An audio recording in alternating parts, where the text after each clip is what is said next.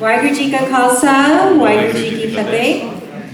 My name is Harmandir Kaur, and I want to welcome you to this beautiful building that we have. It is our Sikh Community Center, and this was created in 2017. This is a testament to the projects that the Punjabi American Heritage Society has created. As you know, the Punjabi American Heritage Society has been in existence since 1993, and it is our, I want to say, 27th year. And shortly, I think we'll be celebrating our 30th year.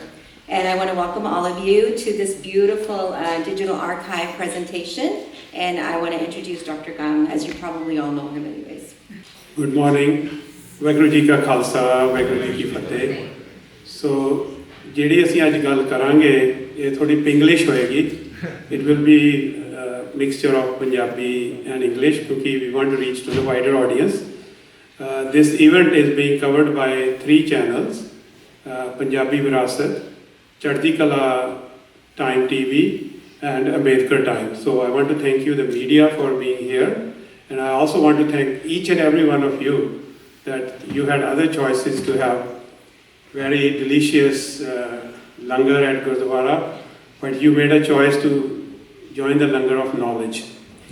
So, ਜਿਹੜਾ ਅੱਜ ਦਾ ਸਾਡਾ ਮਜ਼ਮੂਨ ਹੈਗਾ ਜੋ seminar ਹੈਗਾ ਉਹ ਸਿੱਖ umpire ਸਿੱਖ ਰਾਜ ਨਾਲ ਸੰਬੰਧਿਤ ਹੈਗਾ ਤੇ ਬੜਾ ਜ਼ਰੂਰੀ ਹੈਗਾ ਵੀ ਕੋਈ ਵੀ ਕਮਿਊਨਿਟੀ ਆ ਜਿਹੜੇ ਉਹਨਾਂ ਦੇ ਬੱਚੇ ਨੇ ਜਾਂ ਨੈਕਸਟ ਜਨਰੇਸ਼ਨ ਆ ਉਹਨਾਂ ਨੂੰ ਆਪਣੀ ਵਿਰਾਸਤ ਬਾਰੇ ਪਤਾ ਹੋਣਾ ਬਹੁਤ ਜ਼ਰੂਰੀ ਆ। ਜੇ ਅਸੀਂ ਆਪਣੀਆਂ ਜੜ੍ਹਾਂ ਤੋਂ ਟੁੱਟ ਜਾਵਾਂਗੇ ਤਾਂ ਉਹ ਕਮਿਊਨਿਟੀ ਤੁਸੀਂ ਅਮਰੀਕਾ 'ਚ ਹੋਰ ਕਈ ਕਮਿਊਨਿਟੀਜ਼ ਦੀ ਹਿਸਟਰੀ ਵੇਖੀ ਹੋਊਗੀ ਵੀ ਉਹ ਕਮਿਊਨਿਟੀਜ਼ ਦੇ ਵਿੱਚ ਬੜੀਆਂ ਪ੍ਰੋਬਲਮਸ ਆ ਜਾਂਦੀਆਂ ਜਦੋਂ ਉਹਨਾਂ ਨੂੰ ਆਪਣਾ ਸੈਲਫ ਅਸਟੀਮ ਤੇ ਆਪਣਾ ਮਾਣ ਉਹਨਾਂ 'ਚ ਖਤਮ ਹੋ ਜਾਂਦਾ। So it's very important to preserve the legacy of our history.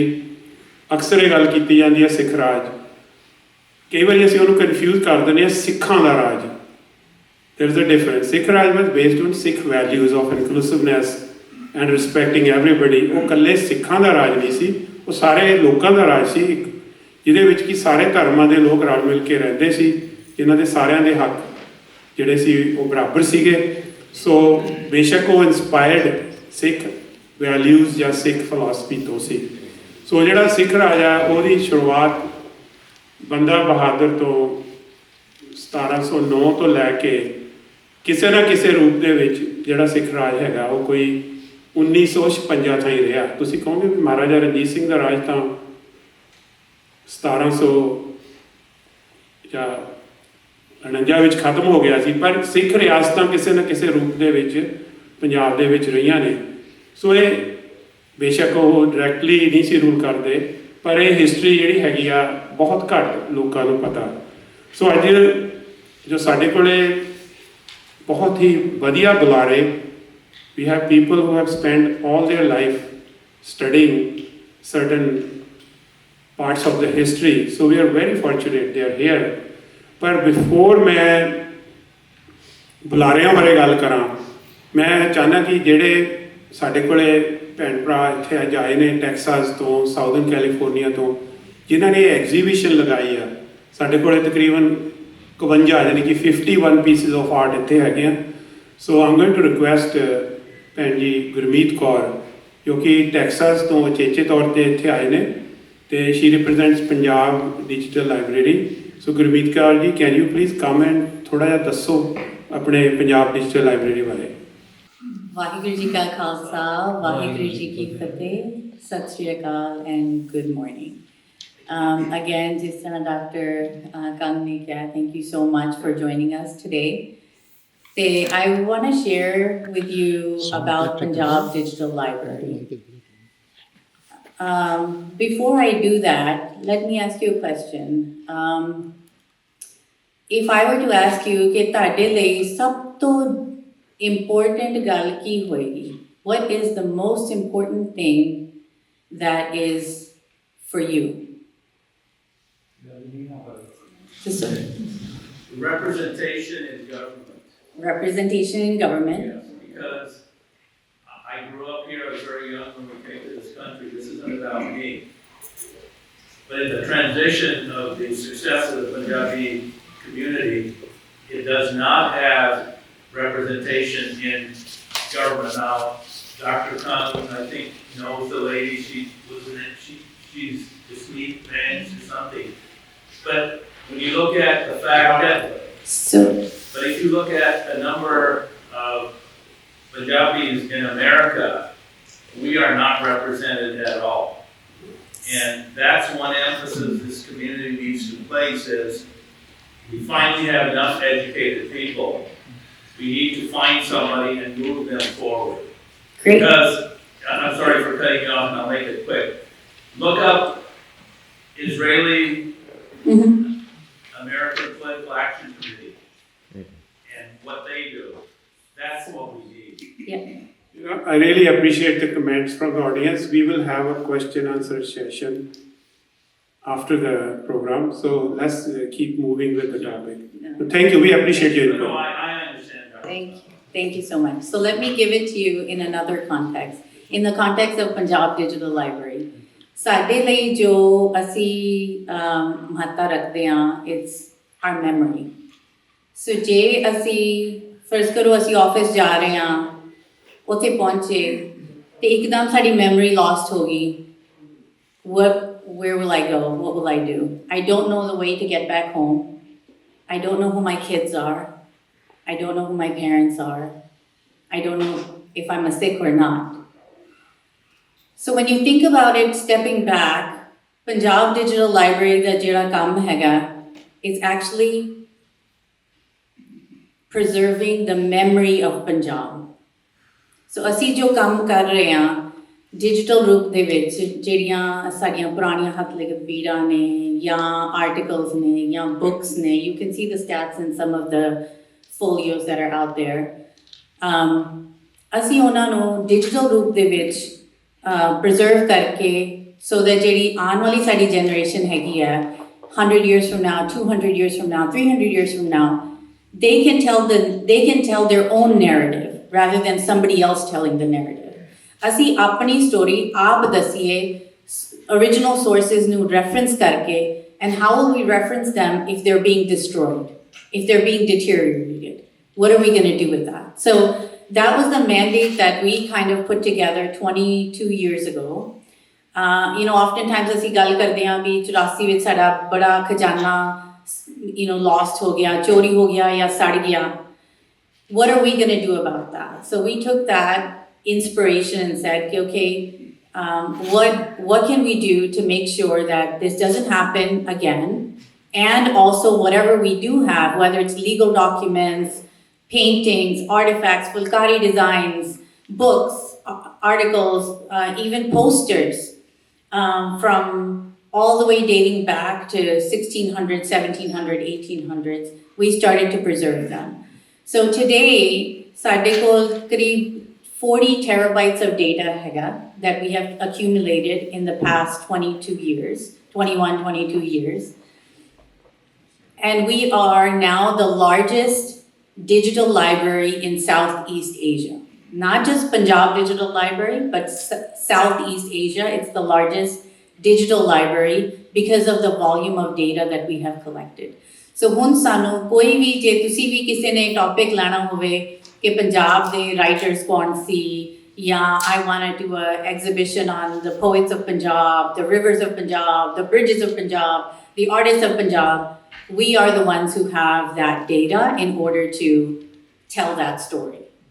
We have made it accessible. ਅਸੀਂ website launch ਕੀਤੀ ਸੀ 15 ਸਾਲ ਪਹਿਲੇ, which is free to the public. punjabdigitallibrary.org. You can go there.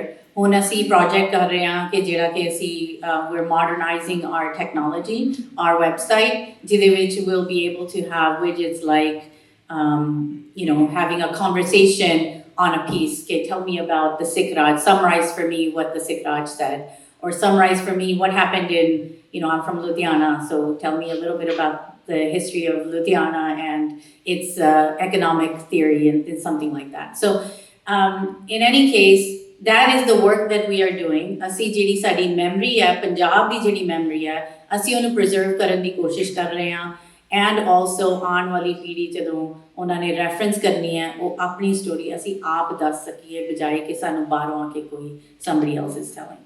ਸੋ ਸਾਡੇ ਲਈ ਨਾ ਇੱਕ ਬੜਾ ਵੱਡਾ ਮੈਂਡੇਟ ਚੈਲੰਜ ਸੀਗਾ ਵੀ ਅਸੀਂ ਜਿਹੜੀ ਆਪਣੀ ਜਿਹੜੀ ਨੌਜਵਾਨ ਪੀੜ੍ਹੀ ਹੈਗੀ ਆ, how can we engage them with Punjab.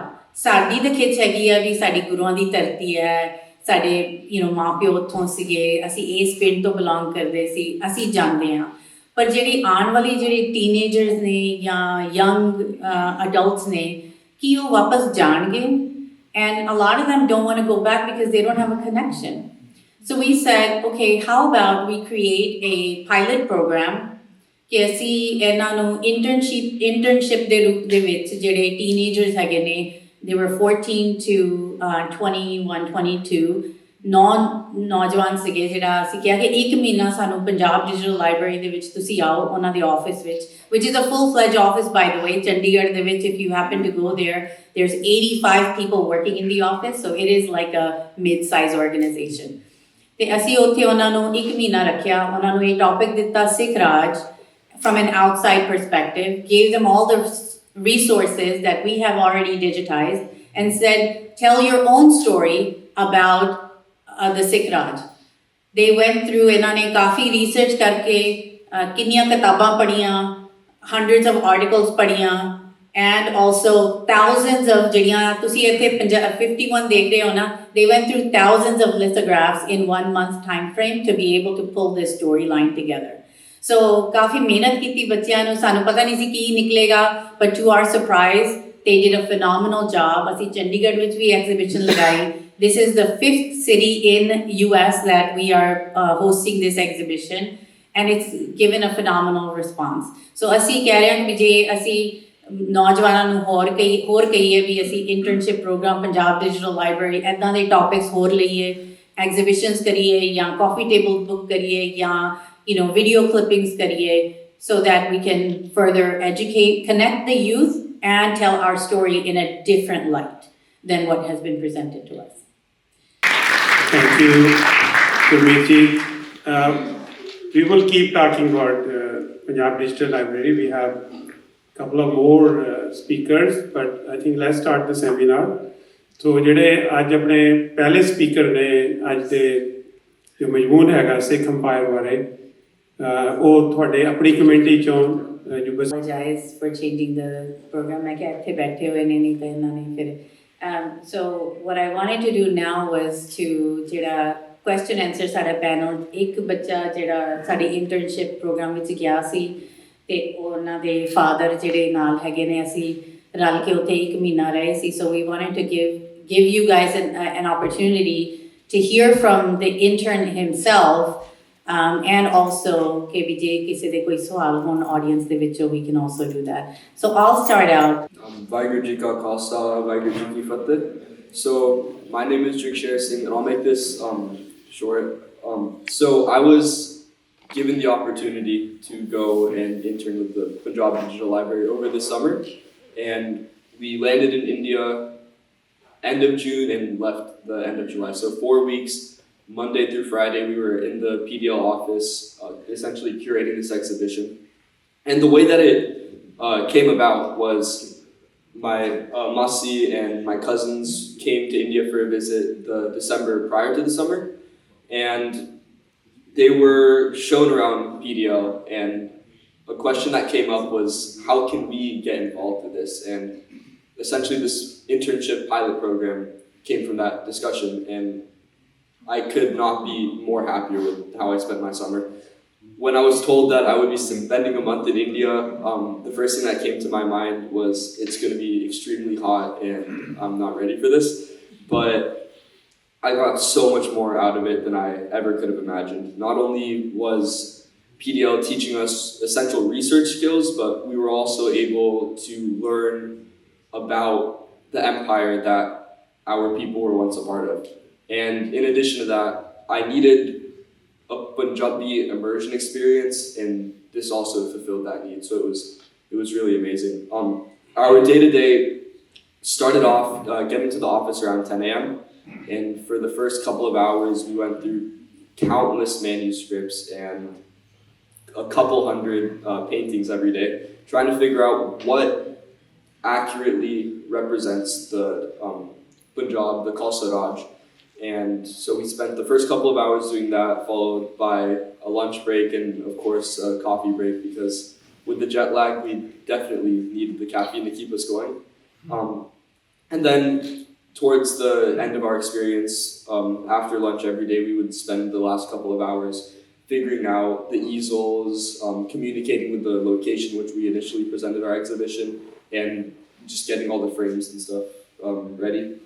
And I think it was the July 17th week of this summer, we presented it at the Guru Gobind Singh College for Women, and the turnout was more than I ever could have expected.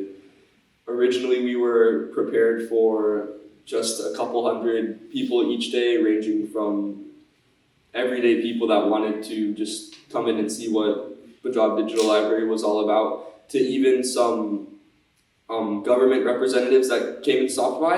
And in addition to that, we had a couple hundred, if not 1,000, school kids from local schools. I think one of them my dad used to attend when he lived in Chandigarh, so that was pretty nice to see kids just like him coming in and learning what we've been working on for the past month. And overall, it was a really great experience. So from my perspective, if I was a parent, I would totally look no further than PDL to send your kid for a summer, get them immersed with our Punjabi culture, and also learn about what Punjab once was and who our people once were.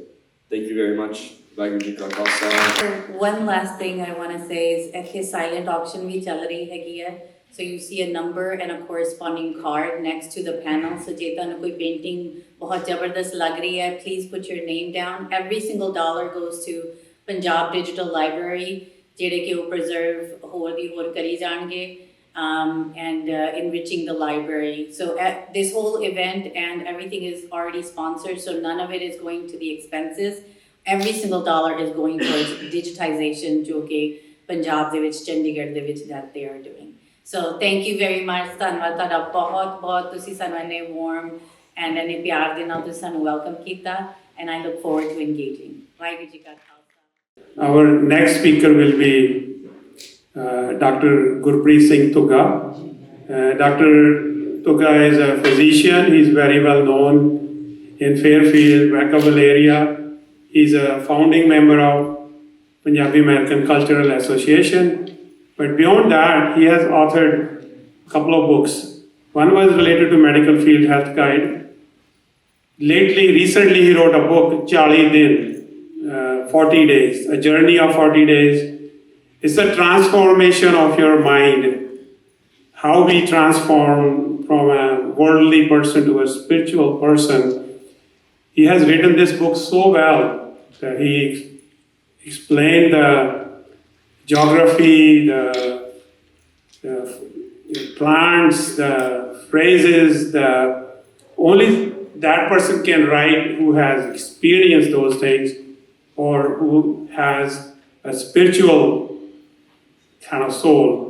So he will be speaking on Maharaja Ranjit Singh, principled leader, shrewd politician, and an ethical humanitarian. Please welcome Dr. Gurpreet Singh Tugga.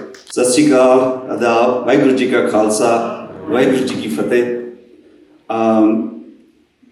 The topic which is given to me, Maharaja Ranjit Singh and his legacy. ये मेरा favorite topic है, favorite setting है, तुसी मेरी favorite audience हो. So we can have a fun learning for the next 20-25 minutes. So I promise you it's not going to be high school history lesson. It's just a communication and discussion about what that Sikh Raj means and what we can learn from that in the contemporary times. How can we assimilate the learnings from those times in the current affairs of our community? ਸਾਡੀ ਕੌਮ ਦੀ ਕੱਲ੍ਹ ਅਸੀਂ ਉੱਥੇ ਇੱਕ ਜਕਾਰਾ ਦੇ March ਦਾ programme ਸੀ, ਉੱਥੇ ਵੀ ਇੱਕ topic ਬਾਰ-ਬਾਰ ਹੋ ਰਿਹਾ ਸੀ ਕਿ ਇਨਸਾਫ ਦੀ ਆਪਾਂ ਮੰਗ ਕਰ ਰਹੇ ਹਾਂ, 40 ਸਾਲ ਹੋ ਗਏ। ਤੇ ਉਹਦੇ 'ਚ ਗੱਲ ਇਹ ਕਿ ਸਾਡੀ ਕਮਿਊਨਿਟੀ ਦੇ ਵਿੱਚ, ਸਾਡੀ ਕੌਮ ਦੇ ਵਿੱਚ ਜਿੰਨੇ ਵੀ ਚੈਲੰਜਸ ਆਏ ਨੇ, ਉਹਨਾਂ 'ਚ ਲੇਟਲੀ ਆਪਾਂ ਦੇਖ ਰਹੇ ਹਾਂ ਕਿ ਛੋਟੀਆਂ ਮੰਗਾਂ ਲਈ ਸਾਨੂੰ ਬਹੁਤ ਜ਼ਿਆਦਾ ਸਟਰਗਲ ਕਰਨੀ ਪੈ ਰਹੀ ਹੈ। ਸੋ ਉਹਦੇ 'ਚ ਸਾਨੂੰ ਦੇਖਣਾ ਪੈਣਾ ਕਿ ਸਾਡੀ ਹਿਸਟਰੀ ਦੇ ਵਿੱਚ ਜਿਹੜੇ ਇਹੋ ਜਿਹੇ ਦੌਰ ਆਏ ਨੇ ਜਿੱਥੇ ਸਾਡੀ ਕੌਮ ਦੀ ਬੜੀ ਚੜ੍ਹਦੀ ਕਲਾ ਰਹੀ ਹੈ। ਮਹਾਰਾਜਾ ਰਣਜੀਤ ਸਿੰਘ ਦਾ ਰਾਜ ਉਹਦੇ ਵਿੱਚੋਂ ਇੱਕ ਹੈ, ਜਿੱਥੋਂ ਆਪਾਂ ਸਿੱਖ ਸਕਦੇ ਹਾਂ ਕਿ ਉਹਦੇ ਵਿੱਚ ਤੇ ਅੱਜ ਦੇ ਦੌਰ ਦੇ ਵਿੱਚ ਫਰਕ ਕੀ ਹੈ ਜਾਂ ਕਿੱਥੇ ਲੜੀ ਜੁੜਦੀ ਹੈ।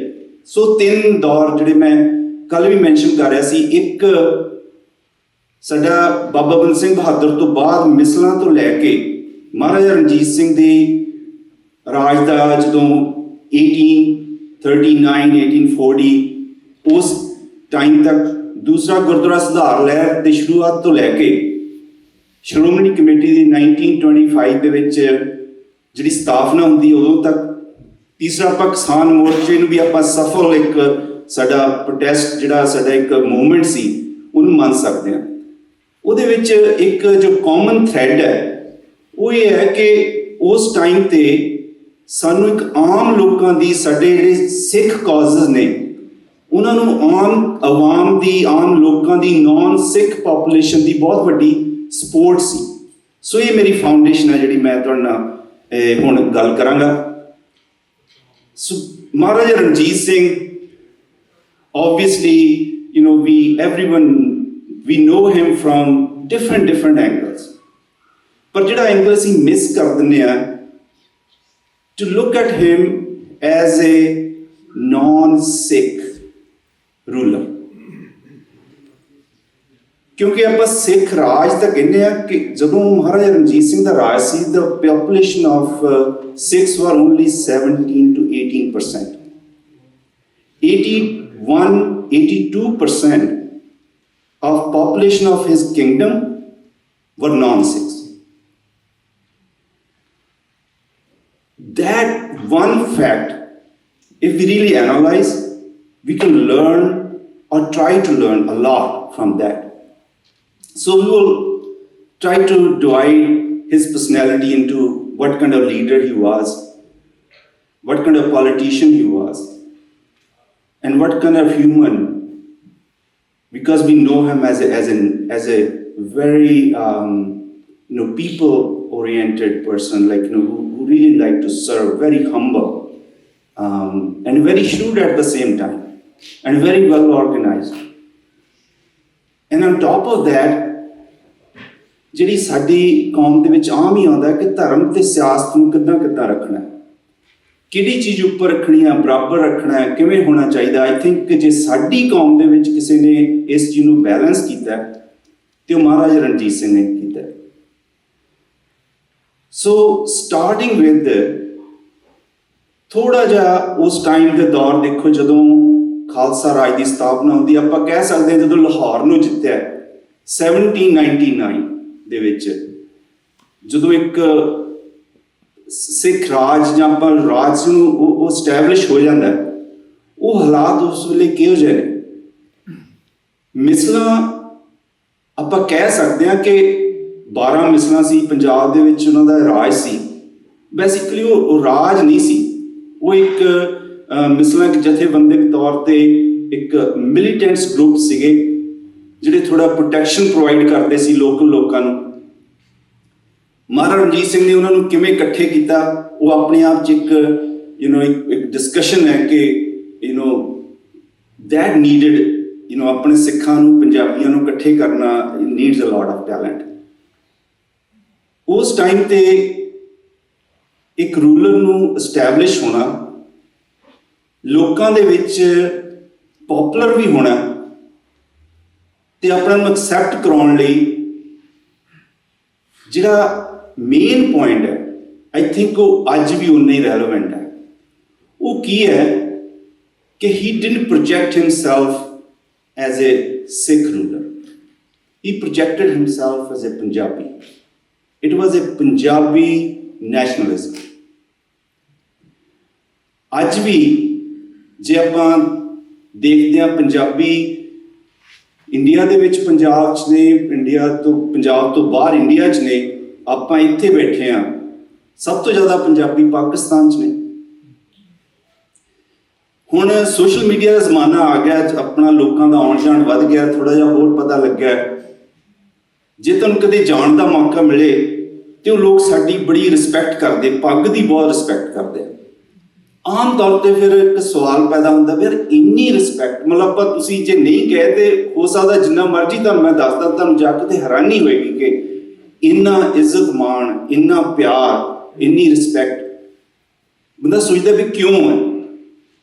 ਉਹਦੇ ਪਿੱਛੇ ਜਿਹੜੀ ਕੜੀ ਜੁੜਦੀ ਹੈ ਨਾ, ਹੋਰ ਵੀ ਨੇ, ਪਰ ਮਹਾਰਾਜਾ ਰਣਜੀਤ ਸਿੰਘ ਦਾ ਜਿਹੜਾ ਟਾਈਮ ਸੀ ਨਾ, ਉਸ ਤੋਂ ਲੈ ਕੇ ਅੱਜ ਤੱਕ ਉਹਨਾਂ ਲੋਕਾਂ ਦੇ ਜੋ ਸਿੱਖਾਂ ਬਾਰੇ, ਪੱਗ ਬਾਰੇ ਜੋ ਇੰਪ੍ਰੈਸ਼ਨ ਨੇ, ਉਹ ਪੀੜ੍ਹੀ ਦਰ ਪੀੜ੍ਹੀ ਅਜੇ ਵੀ ਚੱਲਦੇ ਆ ਰਹੇ ਨੇ। ਲਾਹੌਰ ਦੇ ਵਿੱਚ ਅੱਜ ਵੀ ਤੁਹਾਨੂੰ ਜਿਹੜੀਆਂ ਫੈਮਲੀਆਂ ਮਿਲ ਜਾਂਦੀਆਂ ਨੇ ਉਸ ਵੇਲੇ ਦੇ ਸਿੱਖ ਰਾਜ ਤੋਂ ਚੱਲਦੀਆਂ ਆ ਰਹੀਆਂ, ਉਹਨਾਂ ਦੇ ਕੋਲ ਉਹ ਬੜਾ ਇੱਕ ਖਜ਼ਾਨਾ ਹੈ ਜਿਹੜਾ ਉਹ ਤੁਹਾਡੇ ਨਾਲ ਸ਼ੇਅਰ ਕਰਦੇ ਆ। ਫਕੀਰ ਅਜ਼ੀਜ਼ੁਦੀਨ ਉਹਨਾਂ ਦੀ ਫੈਮਿਲੀ ਅੱਜ ਵੀ ਉੱਥੇ ਬੈਠੀ ਹੈ।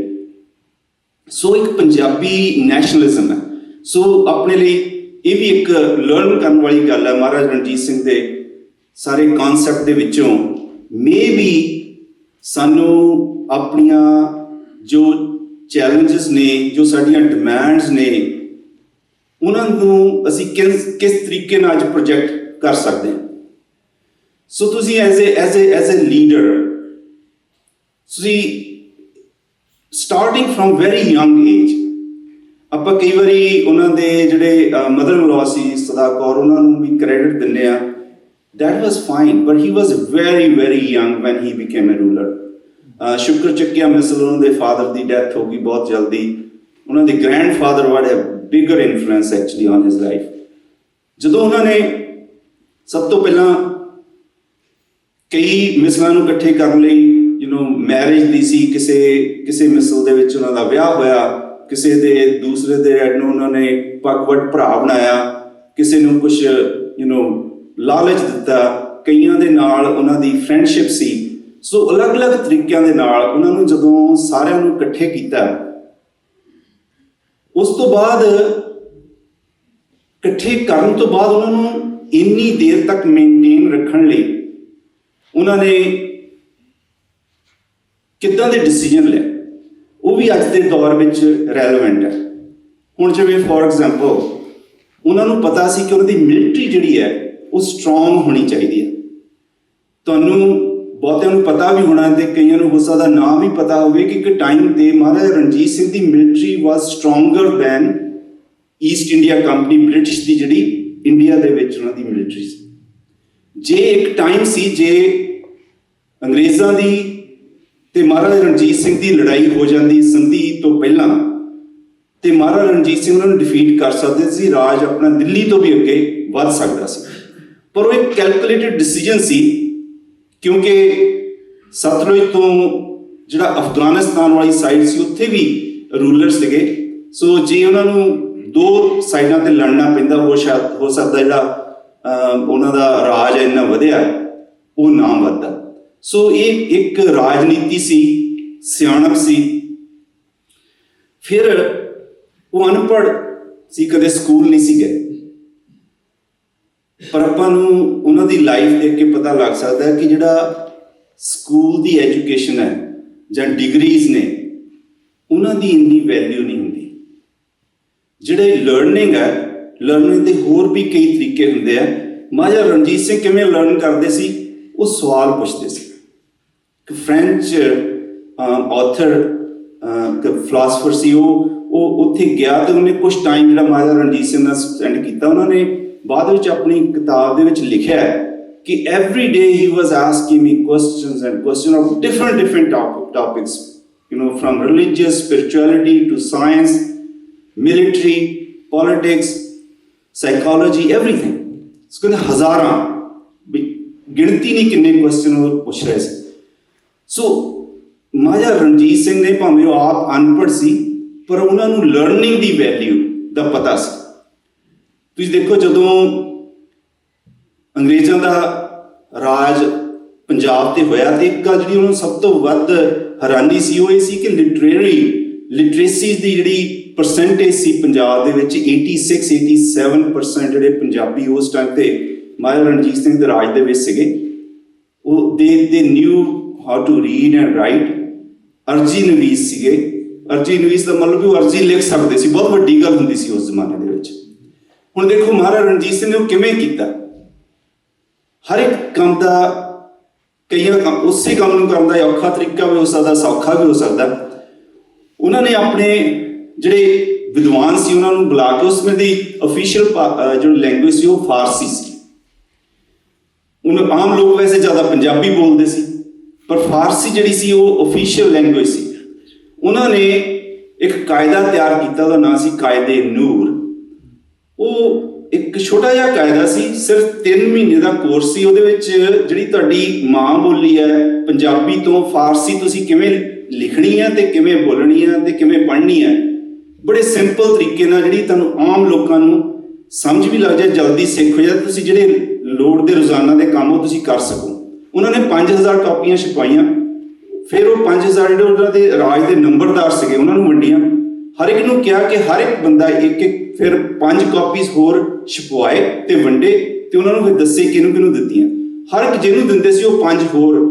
ਵਿਦਨ ਫਿਊ ਈਅਰਸ ਉਹਨਾਂ ਦੇ ਰਾਜ ਦੇ ਮੈਜੋਰਿਟੀ ਬੰਦੇ ਸੀ ਜਿਹੜੇ ਉਹ ਫਾਰਸੀ ਪੜ੍ਹ ਲਿਖ ਸਕਦੇ ਸੀ। ਲਿਟਰੇਸੀ ਦਾ ਜਿਹੜਾ ਇੰਨਾ ਕਨਸੈਪਟ ਉਹਨਾਂ ਨੇ ਬਣਾਇਆ, ਇਹ ਹੁਕਮ ਦੇ ਬਾਵਜੂਦ ਕਿ ਉਹ ਆਪ ਇੰਨੇ ਪੜ੍ਹੇ ਲਿਖੇ ਨਹੀਂ ਸੀ। ਕਈ ਵਾਰੀ ਤੁਸੀਂ ਜਦੋਂ ਕਿਤਾਬਾਂ ਆਪਾਂ ਪੜ੍ਹਦੇ ਹਾਂ, ਸੋ ਮੈਨੂੰ ਕਿਤਾਬਾਂ ਤੋਂ ਗੱਲ ਯਾਦ ਹੈ ਕਿ ਜੇ ਕਿਤੇ ਮਹਾਰਾਜਾ ਰਣਜੀਤ ਸਿੰਘ ਬਾਰੇ ਆਬਜੈਕਟਿਵਲੀ ਪੜ੍ਹਨਾ ਹੋਵੇ ਤੇ ਉਹਨਾਂ ਰਾਈਟਰਸ ਦੀ ਬੁੱਕ ਪੜ੍ਹੋ ਜਿਹੜੇ ਨਾਨ ਸਿੱਖ ਰਾਈਟਰਸ ਨੇ ਲਿਖੇ। ਜਿਹੜੇ ਸਾਡੇ ਪੰਜਾਬੀਆਂ ਨੇ ਉਹਨਾਂ ਬਾਰੇ ਕਿਤਾਬਾਂ ਲਿਖੀਆਂ, ਇਨਕਲੂਡਿੰਗ ਖੁਸ਼ਵੰਤ ਸਿੰਘ ਵਾਲੀ ਵੀ, ਅਸੀਂ ਉਹਨਾਂ ਨੂੰ ਨਾ ਇੱਕ ਰਿਲੀਜੀਅਸ ਪੁਆਇੰਟ ਆਫ ਵਿਊ ਨਾਲ ਦੇਖਦੇ ਹਾਂ। ਕਈਆਂ ਨੇ ਉਹਨਾਂ ਨੂੰ ਬਿਲਕੁਲ ਪੰਥਕ ਧਿਰ ਦੇ ਤੌਰ 'ਤੇ ਦੇਖ ਲਿਆ, ਕਈਆਂ ਨੇ ਉਹਨਾਂ ਨੂੰ ਇੱਕ ਅਯਾਸ਼ ਰਾਜੇ ਦੇ ਤੌਰ 'ਤੇ ਮੰਨਣਾ ਸ਼ੁਰੂ ਕਰਤਾ। ਜਿਹੜੇ ਅੱਜ ਕੱਲ੍ਹ 2-4 ਨਾਵਲ ਤੁਸੀਂ ਦੇਖਦੇ ਹੋ, ਪੁਲ ਕੰਜਰੀ ਜਾਂ ਸੂਰਜ ਦੀ ਅੱਖ, ਉਹ ਮਹਾਰਾਜਾ ਰਣਜੀਤ ਸਿੰਘ ਨੂੰ ਡਿਪਿਕਟ ਨਹੀਂ ਕਰਦੇ। ਇਹ ਗੱਲ ਦੀ ਥੋੜ੍ਹੀ ਜਿਹੀ ਆਵਾਜ਼ ਵੀ ਉਠਾਉਣੀ ਚਾਹੀਦੀ ਹੈ, ਕਿਉਂਕਿ ਜੇ ਅਸੀਂ ਆਪ ਹੀ ਉਹਨਾਂ ਦੀ ਲੈਗੇਸੀ ਨੂੰ ਥੋੜ੍ਹਾ ਜਿਹਾ ਮਡਲ ਕਰ ਦਾਂਗੇ ਤੇ ਫਿਰ ਇਹੋ ਹੀ ਤਾਂ ਸਾਡਾ ਸੁਨਹਿਰੀ ਇੱਕ ਗੋਲਡਨ ਪੀਰੀਅਡ ਹੈਗਾ। ਸੋ ਐਨੀਵੇ ਜਿਹੜੇ ਨੌਨ ਪੰਜਾਬੀਜ਼ ਨੇ ਲਿਖਿਆ, ਈਵਨ ਰਾਜਮੋਹਨ ਗਾਂਧੀ ਦੀ ਜਿਹੜੀ ਪੰਜਾਬ ਹੈ ਉਹਦੇ 'ਚ ਮਹਾਰਾਜਾ ਰਣਜੀਤ ਸਿੰਘ ਬਾਰੇ ਵੀ ਲਿਖਿਆ, ਬੜੇ ਆਬਜੈਕਟਿਵਲੀ ਲਿਖਿਆ ਗਿਆ। ਇੱਦਾਂ ਹੀ ਫਕੀਰ ਅਜ਼ੀਜ਼ੁਦੀਨ ਦੀ ਫੈਮਿਲੀ ਦੇ ਵਿੱਚੋਂ ਅਜ਼ੀਜ਼ ਬਹਾਉਦੀਨ ਦੀ ਇੱਕ ਕਿਤਾਬ ਹੈ, ਹੁਣ ਆਊਟ ਆਫ ਪ੍ਰਿੰਟ ਹੈ ਇਸ ਵੇਲੇ, ਪਰ ਉਹ ਇੱਕ ਮੁਸਲਮਾਨ ਦੇ ਤੌਰ 'ਤੇ ਜਾਂ ਲਾਹੌਰ ਦੇ ਕਨਸੈਪਟ ਨਾਲ ਜੋ ਮਹਾਰਾਜਾ ਰਣਜੀਤ ਸਿੰਘ ਦਾ ਰਾਜ ਸੀ ਜਾਂ ਕਿੱਦਾਂ ਦੇ ਸੀ। ਸੋ ਜ਼ਰੂਰ ਜੇ ਤੁਹਾਨੂੰ ਇੰਟਰਸਟ ਹੋਵੇ, ਜਿਹੜੀਆਂ ਆਮ ਪੋਪੂਲਰ ਸਾਡੀਆਂ ਕਿਤਾਬਾਂ ਨੇ ਉਹ ਤੋਂ ਬਿਨਾਂ ਤੁਸੀਂ ਨੌਨ ਸਿੱਖਸ ਦਾ ਪੜ੍ਹੋ, ਤੁਹਾਨੂੰ ਜ਼ਿਆਦਾ ਆਬਜੈਕਟਿਵ ਫੀਲਿੰਗ ਆਏਗੀ ਕਿ ਮਹਾਰਾਜਾ ਰਣਜੀਤ ਸਿੰਘ ਕਿਹੋ ਜਿਹਾ। ਮੈਂ ਤੁਹਾਨੂੰ ਇੱਕ ਛੋਟੀ ਜਿਹੀ ਉਹਨਾਂ ਦੀ ਵੈਸੇ ਐਨੈਕਡੋਟਸ ਬਹੁਤ ਨੇ, ਕਹਾਣੀਆਂ ਉਹਨਾਂ ਨਾਲ ਜੁੜੀਆਂ, ਕੁਝ ਸਹੀ ਨੇ ਕੁਝ ਨਹੀਂ ਵੀ। ਇੱਕ ਜਿਹੜੀ ਮੈਨੂੰ ਬੜੀ ਟੱਚ ਕਰਦੀ ਹੈ ਗੱਲ, ਉਹ ਇਹ ਹੈ ਕਿ ਇੱਕ ਵਾਰ ਐਂਡ ਉਹ ਆਥੈਂਟਿਕ ਵੀ ਆ, ਕਿਉਂਕਿ ਕਈ ਕਿਤਾਬਾਂ 'ਚ ਆਉਂਦੀ ਹੈ ਬਾਰ-ਬਾਰ। ਇੱਕ ਲਾਹੌਰ ਦੇ ਵਿੱਚ ਉਹਨਾਂ ਦੇ ਦਰਬਾਰ ਦੇ ਵਿੱਚ ਇੱਕ ਬੰਦਾ ਆਇਆ ਮੁਸਲਮਾਨ, ਉਹਨੇ ਕੁਰਾਨ ਨੂੰ ਹੱਥ ਨਾਲ ਲਿਖਿਆ, ਉਹਨੂੰ ਬਹੁਤ ਵਧੀਆ ਤਰੀਕੇ ਨਾਲ ਬਾਈਂਡ ਕੀਤਾ, ਗੋਲਡ ਪਲੇਟਡ ਉਹਦੀ ਜਿਲਦ ਸੀ ਅਤੇ ਬਹੁਤ ਐਕਸਪੈਂਸਿਵ। ਕਹਿੰਦਾ ਮੈਂ ਨਾ ਇਹ ਵੇਚਣੀ ਹੈ, ਮੇਰੀ ਬੜੀ ਕਈ ਸਾਲਾਂ ਦੀ ਮਿਹਨਤ ਹੈ। ਅਤੇ ਉਹਨਾਂ ਨੇ ਉਹ ਦਰਬਾਰ 'ਚ ਆਇਆ, ਉਹਨਾਂ ਨੇ ਦਰਬਾਨ ਸੀ ਜਿਹੜੇ, ਉਹਨਾਂ ਨੇ ਉਹਨੂੰ ਜਿਹੜੇ ਉਹਨਾਂ ਦੇ ਫੋਰਨ ਮਿਨਿਸਟਰ ਸੀਗੇ ਫਕੀਰ ਅਜ਼ੀਜ਼ੁਦੀਨ, ਉਹਨਾਂ ਨੂੰ ਮਿਲਾਇਆ ਕਿ ਉਹ ਮੁਸਲਮਾਨ ਨੇ, ਇਹਨਾਂ ਦੀ ਗੱਲ ਸਮਝਣਗੇ। ਅਤੇ ਉਹਨੇ ਜਦੋਂ ਉਹਨੂੰ ਮੁੱਲ ਦੱਸਿਆ ਅਤੇ ਫਕੀਰ ਅਜ਼ੀਜ਼ੁਦੀਨ ਕਹਿੰਦੇ ਵੀ ਯਾਰ ਪਾਗਲ ਹੈ ਤੂੰ, ਉਹ ਤਾਂ ਸਿੱਖ ਨੇ, ਉਹਨਾਂ ਨੇ ਕੁਰਾਨ ਕੀ ਕਰਨੀ ਹੈ, ਨਾਲੇ ਇੰਨੀ ਮਹਿੰਗੀ ਕੀ ਕਰਨੀ ਹੈ। ਸੋ ਉਹਨੇ ਉਹਨੂੰ ਜਾਣ ਲਈ ਕਿਹਾ, ਪਰ ਉਹ ਇਨਸਿਸਟ ਕਰਦਾ ਸੀ। ਮਹਾਰਾਜਾ ਰਣਜੀਤ ਸਿੰਘ ਨੂੰ ਪਤਾ ਲੱਗਾ, ਉਹਨਾਂ ਨੇ ਉਹਨੂੰ ਬੁਲਾਇਆ, ਕੁਰਾਨ ਦੇਖੀ, ਕੀਮਤ ਪੁੱਛੀ, ਉਹਨਾਂ ਨੂੰ ਕਹਿੰਦੇ ਵੀ ਇਹਨਾਂ ਨੂੰ ਇਹ ਦੇ ਦਿਓ ਅਤੇ ਚੱਕ ਕੇ ਆਪਣੇ ਮੱਥੇ ਨੂੰ ਲਾਈ। ਉਹ ਜਦੋਂ ਚਲਾ ਗਿਆ, ਅਜ਼ੀਜ਼ੁਦੀਨ ਹੁਣਾਂ ਨੇ ਪੁੱਛਿਆ ਕਿ ਮਹਾਰਾਜ ਤੁਸੀਂ ਮੁਸਲਮਾਨ ਹੋ, ਨਾ ਤੁਸੀਂ ਕੁਰਾਨ ਪੜ੍ਹਨੀ ਹੈ, ਨਾ ਤੁਹਾਨੂੰ ਪੜ੍ਹਨਾ ਹੀ ਆਉਂਦਾ, ਤੁਸੀਂ ਇੰਨੇ ਪੈਸੇ ਖਰਾਬ ਕਰਤੇ ਇੱਕ ਕੁਰਾਨ ਕਰਕੇ, ਤੁਸੀਂ ਮੈਨੂੰ ਦੱਸ ਦਿਓ, ਮੈਂ ਤੁਹਾਨੂੰ 10 ਲਿਆ ਦਿੰਦੀਆਂ ਸੀ। ਉਹ ਕਹਿੰਦੇ ਸੀ ਗੱਲ ਇਹ ਨਹੀਂ, ਕਹਿੰਦੇ ਮੈਂ ਜੇ ਮੁਸਲਮਾਨ ਹੁੰਦਾ ਸ਼ਾਇਦ ਮੈਂ ਵੀ ਨਾ ਖਰੀਦਦਾ, ਮੈਂ ਇਸੇ ਕਰਕੇ ਖਰੀਦੀ ਹੈ ਕਿਉਂਕਿ ਮੈਂ ਸਿੱਖ। ਮੈਂ ਇੱਕ ਮੁਸਲਮਾਨ ਰਾਈਟਰ ਨੂੰ ਇਹ ਨਹੀਂ ਫੀਲ ਕਰਾਉਣਾ ਚਾਹੁੰਦਾ, ਉਹ ਮਹਿਸੂਸ ਕਰੇ ਕਿ ਮੈਂ ਆਪਣੇ ਰਾਜ ਦੇ ਬਾਦਸ਼ਾਹ ਕੋਲ ਗਿਆ ਸੀ ਤੇ ਉਹਨੇ ਇਸ ਕਰਕੇ ਮੇਰੀ ਮਿਹਨਤ ਦਾ ਮੁੱਲ ਨਹੀਂ ਪਾਇਆ ਕਿਉਂਕਿ ਮੈਂ ਮੁਸਲਮਾਨ, ਉਹ ਸਿੱਖ ਸੀ। ਇਹ ਜਿਹੜਾ ਥਾਟ ਪ੍ਰੋਸੈਸ, ਵੈਸੇ ਕਈ ਵਾਰੀ ਕਹਾਣੀ ਸਾਡੇ ਜਿਹੜੇ ਪੰਜਾਬੀ ਕਿਤਾਬਾਂ 'ਚ ਆਉਂਦੀ ਹੈ, ਉਹਨਾਂ ਨੇ ਕਿਹਾ ਕਿ ਮੈਨੂੰ ਰੱਬ ਨੇ ਇੱਕ ਅੱਖ ਦਿੱਤੀ, ਮੈਂ ਸਾਰੇ ਧਰਮਾਂ ਨੂੰ ਇੱਕ ਅੱਖ ਨਾਲ ਦੇਖਦਾ, ਪਰ ਨਹੀਂ, ਮੈਨੂੰ ਲੱਗਦਾ ਕਿ ਜਿਹੜੀ ਅਸਲੀਅਤ ਹੈ ਜਿਹੜੀ ਉਹ ਦੂਸਰੀ ਉਹਨਾਂ ਨੇ ਗੱਲ ਕਹੀ ਹੈ, ਕਿਉਂਕਿ ਇਸੇ ਕਰਕੇ ਉਹਨਾਂ ਦੀ ਜਿਹੜੀ ਪੋਪੂਲੈਰਿਟੀ ਸੀ ਉਹ ਇੰਨੀ ਸੀ, ਸਾਰੇ ਆਪਣਾ ਉਹਨਾਂ ਨੂੰ ਅੱਜ ਤੱਕ ਯਾਦ ਕਰਦੇ। ਲਾਹੌਰ ਦੇ ਵਿੱਚ ਤੁਸੀਂ ਗੱਲ ਕਰੋ, ਉੱਥੇ ਜਿਹੜੇ ਹਿਸਟੋਰੀਅਨ ਨੇ, ਦੇਖੋ ਇੱਕ ਜਦੋਂ ਤੁਸੀਂ ਹਿਸਟਰੀ ਪੜ੍ਹਦੇ ਹੋ ਨਾ, ਤੁਹਾਨੂੰ ਇੱਕ ਗੱਲ ਬੜੀ ਆਬਵੀਅਸ ਹੁੰਦੀ ਹੈ ਕਿ ਇੱਕ ਆਮ ਲੋਕਾਂ ਦਾ ਵਿਊ ਹੁੰਦਾ, ਇੱਕ ਜਿਹੜੇ ਹਿਸਟੋਰੀਅਨ ਜਾਂ ਰੂਲਰਸ ਹੁੰਦੇ ਉਹਨਾਂ ਦਾ ਹੁੰਦਾ। ਹਿਸਟੋਰੀਅਨ ਤੇ ਰੂਲਰਸ ਜਿਹੜੇ ਹੁੰਦੇ ਆ ਉਹ ਅਸਲੀਅਤ ਨਹੀਂ ਬਹੁਤੀ ਵਾਰ ਪੇਸ਼ ਕਰਦੇ, ਉਹ ਉੱਦਾਂ ਦਾ ਪੇਸ਼ ਕਰਦੇ ਜਿੱਦਾਂ ਦਾ ਉਹਨਾਂ ਨੂੰ ਫਿਊਚਰ ਦੇ ਵਿੱਚ ਫਾਇਦਾ ਹੋਣਾ ਹੁੰਦਾ। ਮਹਾਰਾਜਾ ਰਣਜੀਤ ਸਿੰਘ ਦੀ ਡੈਥ ਤੋਂ ਬਾਅਦ ਅੰਗਰੇਜ਼ਾਂ ਨੇ ਉਹਨਾਂ ਦੀ ਜਿਹੜਾ ਇਮੇਜ ਨੂੰ ਮਲਾਈਨ ਕਰਨ ਦੀ ਕੋਸ਼ਿਸ਼ ਕੀਤੀ। ਈਵਨ ਮੁਸਲਮਾਨ ਹਿਸਟੋਰੀਅਨਸ ਨੇ ਵੀ ਕੀਤੀ, ਜਿਹੜੇ ਆਪਾਂ ਕਈ ਵਾਰ ਪੜ੍ਹਦੇ ਨਾ ਕਿ ਉਹਨਾਂ ਦੇ ਇੱਕ ਉਹਨਾਂ ਦੇ ਜਿਹੜਾ ਬਾਅਦ ਵਿੱਚ ਉਹਨਾਂ ਨੇ ਵਿਆਹ ਕਰਾਇਆ ਮੋਹਰਾਂ ਦੇ ਨਾਲ, ਉਹਦੇ ਮਸੀਤ ਦੇ ਵਿੱਚ ਰਾਤ ਗੁਜ਼ਾਰੀ, ਜਾਂ ਇੱਥੇ ਘੋੜੇ ਬੰਨ ਦਿੱਤੇ, ਟੈਕਸ ਲਾਤਾ, ਇਹ ਸਾਰੀਆਂ ਜਿਹੜੀਆਂ ਬੇਸਿਕਲੀ ਉਹਨਾਂ ਦੇ ਇਮੇਜ ਨੂੰ ਖਰਾਬ ਕਰਨ ਲਈ ਸੀ। ਪਰ ਉਹ ਵਿਦ ਟਾਈਮ ਜਦੋਂ ਕਹਿੰਦੇ ਸੱਚਾਈ ਤੇ ਉਹ ਲੋਕਾਂ ਸਾਹਮਣੇ ਆ ਗਈ। ਅੰਗਰੇਜ਼ਾਂ ਨੇ ਵੀ ਇਹ ਵੀ ਕੀਤਾ ਨੇ, ਇੱਕ ਅਯਾਸ਼ ਰਾਜੇ ਦੇ ਤੌਰ ਤੇ ਪੇਸ਼ ਕੀਤਾ, ਜਦ ਕਿ ਉਹ ਤੇ ਇੰਨੇ ਸਿਆਣਪ ਨਾ ਸੀ ਨੇ। ਜਿਵੇਂ ਹੁਣ ਇੱਕ ਛੋਟੀ ਜਿਹੀ ਗੱਲ ਹੈ ਕਿ ਇੱਕ ਵਾਰ ਉਹਨਾਂ ਦੇ ਕੋਲ ਲੋਕ ਆਏ ਸਿੱਖ ਕਿ ਯਾਰ ਜਿਹੜੀ ਮਸਜਿਦ ਹੈ ਇਹ ਉਹ 'ਚ ਅਜ਼ਾਨ ਸਵੇਰੇ ਸਵੇਰੇ ਲੋਕਾਂ ਮੁਸਲਮਾਨਾਂ ਨੂੰ ਉਠਾਉਣ ਲਈ, ਮਸਜਿਦ ਪੜ੍ਹਨ ਲਈ ਆਉਂਦੀ ਵੀ, ਉਹ ਇਹ ਸਾਨੂੰ ਤੜਕੇ ਉਠਾਉਂਦੇ ਨੇ 4 ਵਜੇ, ਅਸੀਂ ਕੰਮ ਕਰਨਾ ਹੁੰਦਾ, ਸੌਣਾ ਹੁੰਦਾ। ਤੇ ਉਹ ਉਹਨਾਂ ਨੂੰ ਲੱਗਿਆ ਵੀ ਯਾਰ ਹੁਣ ਇਹ ਤਾਂ ਗੱਲ ਜੋ ਬੰਦ ਕੀਤੀ ਤੇ ਉਹ ਨਾਰਾਜ਼ ਹੋਣਗੇ, ਤੇ ਉਹਨਾਂ ਨੇ ਆਪਣੇ ਸਲਾਹ ਕਰਕੇ ਉਹਨਾਂ ਨੂੰ ਵੀ ਫਿਰ ਕਿਹਾ, ਕਹਿੰਦੇ ਚਲੋ ਠੀਕ ਹੈ, ਅਜ਼ਾਨ ਬੰਦ ਕਰਵਾ ਦਿੰਦੇ ਹਾਂ, ਪਰ ਤੁਹਾਡੀ ਡਿਊਟੀ ਹੋਏਗੀ ਕਿ ਤੁਸੀਂ ਮੁਸਲਮਾਨਾਂ ਨੂੰ ਘਰ ਜਾ ਕੇ ਉਠਾਓ। ਤੇ ਉਹਨੇ ਥੋੜ੍ਹਾ ਜਿਹਾ ਕੰਮ ਕੀਤਾ, ਫਿਰ ਕਹਿੰਦੇ ਕੋਈ ਨਹੀਂ, ਅਜ਼ਾਨ ਹੀ ਚੱਲਣ ਦਿਓ। ਸੋ ਕਈ ਵਾਰੀ ਜਿਹੜੇ ਡਿਸੀਜਨ ਨੇ ਉਹਨਾਂ ਦੇ ਮਹਾਰਾਜਾ ਰਣਜੀਤ ਸਿੰਘ ਦੇ ਛੋਟੇ ਛੋਟੇ ਜਦੋਂ ਦੇਖਦੇ ਹਾਂ, ਉਹਦੇ 'ਚ ਸਾਨੂੰ ਇਹੀ ਲੱਗਦਾ ਕਿ ਉਹਨਾਂ ਦੀ ਕਿੰਨੀ ਸਿਆਣਪ ਸੀ। ਹੁਣ ਮੈਂ ਕੰਮ ਪਾਉਣਾ, ਲਾਸਟ ਜਿਹੜਾ ਮੇਰਾ ਪੁਆਇੰਟ ਹੈ ਧਰਮ ਤੇ ਰਾਜਨੀਤੀ ਦਾ। ਜਦੋਂ ਆਪਾਂ ਕਈ ਵਾਰ ਸੁਣਦੇ ਨਾ ਕਿ ਉਹਨਾਂ ਨੇ ਕਿਸੇ ਨੇ ਦਰਬਾਰੇ ਖਾਲਸਾ ਦੇ ਵਿੱਚ ਉਹਨਾਂ ਨੂੰ ਕਿਹਾ ਉਹ ਕਾਣਿਆ ਆਮ, ਉਹ ਗੱਲ ਹੈ ਕਿ ਉਹਨਾਂ ਨੂੰ ਆਮ ਪਰਜਾ ਨਹੀਂ ਸੀ ਕਹਿੰਦੀ, ਪਰ ਦਰਬਾਰੇ ਖਾਲਸਾ ਜਿਵੇਂ ਆਪਾਂ ਕਹਿ ਲਈਏ ਕਿ ਸਾਡੀ ਸੁਪਰੀਮ ਅਕਾਲ ਤਖਤ ਨੂੰ ਆਪਾਂ ਮੰਨਦੇ ਹਾਂ, ਉਹਨਾਂ ਲਈ ਇੱਕ ਆਪਣੇ ਰਾਜ ਨੂੰ ਦੇ ਉੱਪਰ ਇੱਕ ਫਿਲਟਰ ਦੇ ਤੌਰ ਤੇ ਇੱਕ ਸਕਰੀਨਿੰਗ ਪ੍ਰੋਸੈਸ ਸੀ। ਦਰਬਾਰੇ ਖਾਲਸਾ ਦੀ ਗੱਲ ਨਹੀਂ ਸੀ ਮੋੜਦੇ। ਤਦੇ ਹੀ ਉਹਨਾਂ ਦੀ ਸਿੱਖਾਂ ਦੇ ਵਿੱਚ ਜਿਹੜੀ ਉਹਨਾਂ ਦੀ ਕਹਿ ਲਓ ਰਿਸਪੈਕਟ ਜਿਹੜੀ ਸੀ ਉਹ ਬਣੀ ਹੋਈ ਸੀ, ਜਦ ਕਿ ਉਹਨਾਂ ਨੂੰ ਪਤਾ ਸੀ ਕਿ ਰਾਜਨੀਤੀ ਦੇ ਤੌਰ ਤੇ ਰਾਜ ਕਰਨਾ ਇੱਕ ਅਲੱਗ ਗੱਲ ਹੈ। ਮਤਲਬ ਮੈਂ ਜੇ ਅੱਜ ਦੇ ਦੌਰ 'ਚ ਥੋੜ੍ਹਾ ਜਿਹਾ ਕੰਪੈਰੀਜ਼ਨ ਕਰਾਂ, ਹੁਣ ਬੀਜੇਪੀ ਦੀ ਗਵਰਨਮੈਂਟ ਹੈ, ਅਸੀਂ ਜੋ ਮਰਜ਼ੀ ਕਹੀਏ, ਉਹਨਾਂ ਨਾਲ ਮਤਭੇਦ ਸਾਡੇ ਜਿੰਨੇ ਮਰਜ਼ੀ ਹੋਣ, ਪਰ ਉਹਨਾਂ ਦਾ ਇੱਕ RSS ਤੇ BJP ਦੋ ਅਲੱਗ-ਅਲੱਗ ਵਿੰਗ ਹੈ। BJP ਉਹਨਾਂ ਦਾ ਪੋਲੀਟੀਕਲ ਵਿੰਗ ਹੈ, RSS ਉਹਨਾਂ ਦਾ ਇੱਕ ਰਿਲੀਜੀਅਸ ਤੌਰ ਤੇ ਇੱਕ ਸੁਪਰਵਾਈਜ਼ਿੰਗ ਬਾਡੀ ਹੈ। ਇੱਥੇ ਦਰਬਾਰੇ ਖਾਲਸਾ ਜਿਹੜਾ ਸੀ ਉਹ ਮਹਾਰਾਜਾ ਰਣਜੀਤ ਸਿੰਘ ਦੀ ਇੱਕ ਸੁਪਰਵਾਈਜ਼ਿੰਗ ਬਾਡੀ ਸੀ। ਜੇ ਮੈਂ ਕਹਾਂ ਕਿ ਜਦੋਂ ਅਕਾਲੀ ਫੂਲੇ ਸਿੰਘ ਹੋਣਾ ਨੇ ਉਹਨਾਂ ਨੂੰ ਬੁਲਾਇਆ ਕਿ ਮੋਹਰਾਂ ਸਰਕਾਰ ਕਰਕੇ ਕਿ ਇਹਨਾਂ ਦੇ ਆਪਾਂ ਤਨਖਾਹੀਆ ਉਹਨਾਂ ਨੂੰ ਸਜ਼ਾ ਦੇਣੀ ਆ, ਕੋੜੇ 100 ਮਾਰਨੇ ਆ, ਜੋ ਵੀ ਹੈ, ਤਾਂ ਉਹਨਾਂ ਨੇ ਉਹ ਪੂਰੀ ਗੱਲ ਨੂੰ ਮੰਨਿਆ ਸੀ। ਉਹਦੀ ਲੈਗੇਸੀ ਦੇਖੋ। ਜੇ ਅੱਜ ਵੀ ਅਕਾਲ ਤਖਤ ਦੀ ਸੁਪਰੀਮ ਅਥਾਰਟੀ ਹੈ, ਅੱਜ ਕਿਸੇ ਨੂੰ ਵੀ ਕਹਿ ਦੇਣ ਤਾਂ ਉਹਨਾਂ ਦਾ ਸਿਰ ਝੁਕਦਾ। ਆਈ ਥਿੰਕ ਉਹਦੇ ਵਿੱਚ ਮਹਾਰਾਜਾ ਰਣਜੀਤ ਸਿੰਘ ਦਾ ਉਹ ਇਨਸੀਡੈਂਸ ਦਾ ਬਹੁਤ ਵੱਡਾ ਰੋਲ ਹੈ। ਜੇ ਉਹ ਕਿਤੇ ਨਾ ਹੁੰਦਾ, ਜਿੱਦਾਂ ਅੱਜ ਕੱਲ੍ਹ ਹਾਲਾਤ ਚੇਂਜ ਹੋ ਰਹੇ ਆ, ਤੇ ਇਹਨਾਂ ਨੇ ਸਾਡੇ ਅੱਜ ਦੇ ਲੀਡਰਾਂ ਨੇ ਜਾਂ ਜਿਹੜੇ ਵੀ ਗਲਤੀ ਕਰਦੇ ਉਹਨਾਂ ਨੇ ਅਕਾਲ ਤਖਤ ਦੀ ਹੋ ਸਕਦਾ ਉਹ ਗੱਲ ਜਿਹੜੀ ਆ ਉਹ ਇੱਦਾਂ ਨਾ ਮੰਨਣੀ ਹੁੰਦੀ। ਹਿਊਮੈਨਿਟੇਰੀਅਨ ਦੇ ਤੌਰ ਤੇ ਤੁਸੀਂ ਆਪਾਂ ਕਹਿੰਦੇ ਉਹਨਾਂ ਦੇ ਰਾਜ ਦੇ ਵਿੱਚ 40 ਸਾਲ ਦੇ ਵਿੱਚ ਕੋਈ ਡੈਥ ਪੈਨਲਟੀ ਉਹਨਾਂ ਦੇ ਕਦੇ ਨਹੀਂ ਸੀ। ਉਹਨਾਂ ਨੇ ਜਿਹਨੂੰ ਜਿੱਤਿਆ ਵੀ। ਹੁਣ ਦੇਖੋ ਇੱਕ ਬੜੀ ਇੰਟਰਸਟਿੰਗ ਗੱਲ ਹੈ ਕਿ ਸਾਡੇ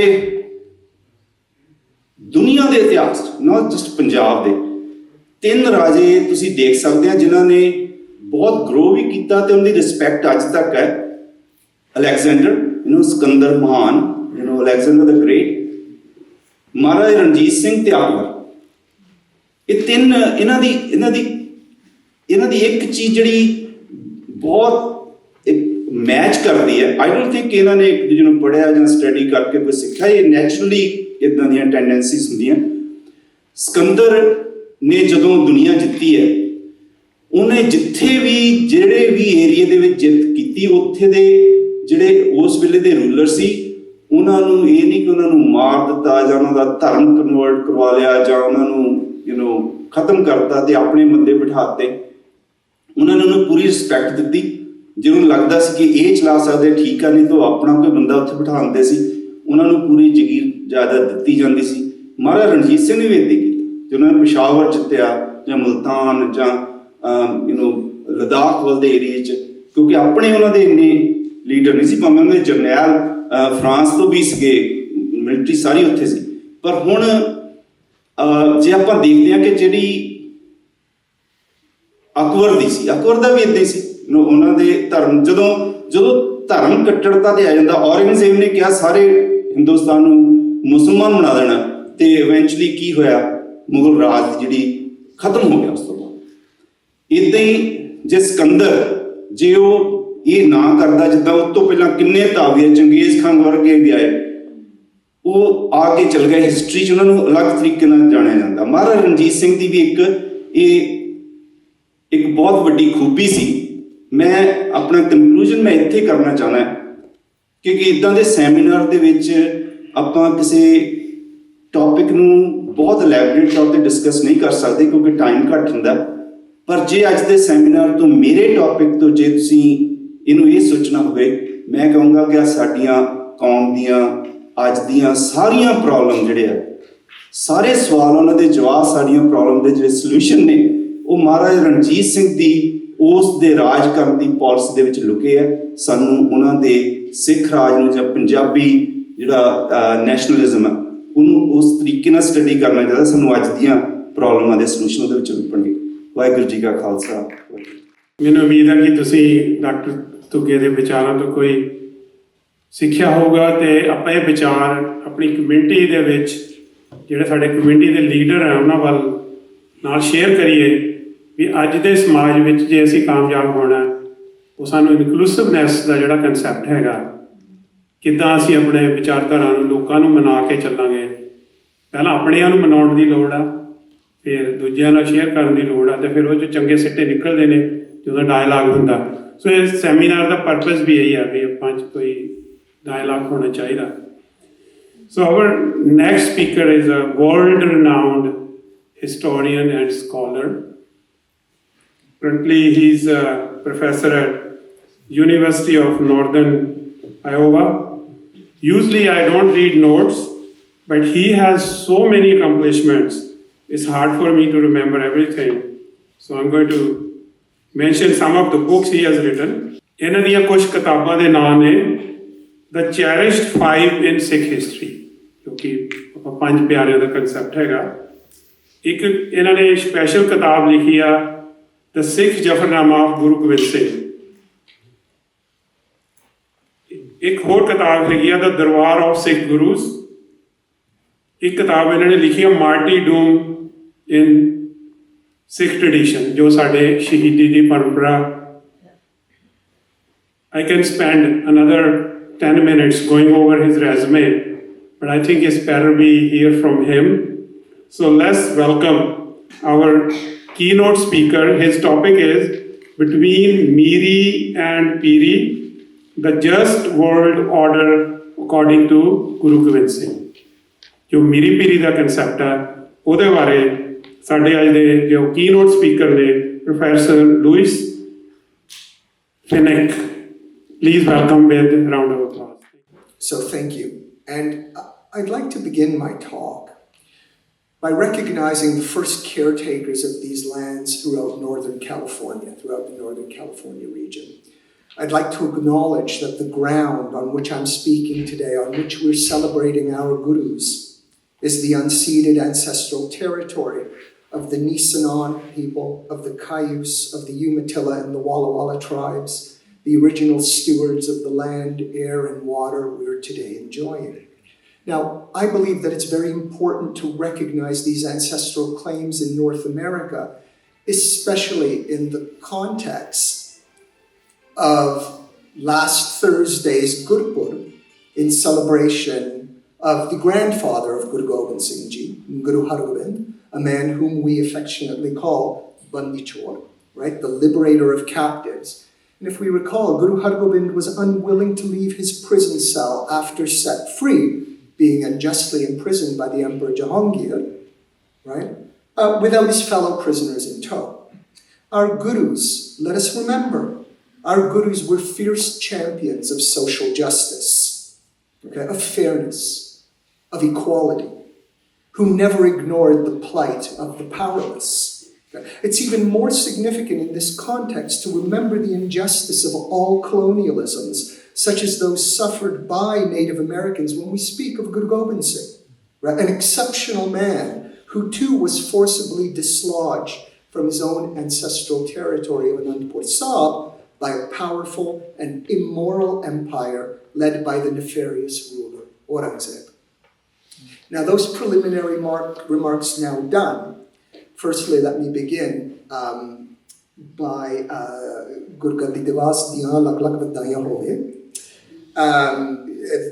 I'd also like to thank Dr. Rupinder Brar here and all of the wonderful Sevadars of the Pant who've contributed to this event and have done me the honor of inviting me here today to speak to this wonderful Sangam.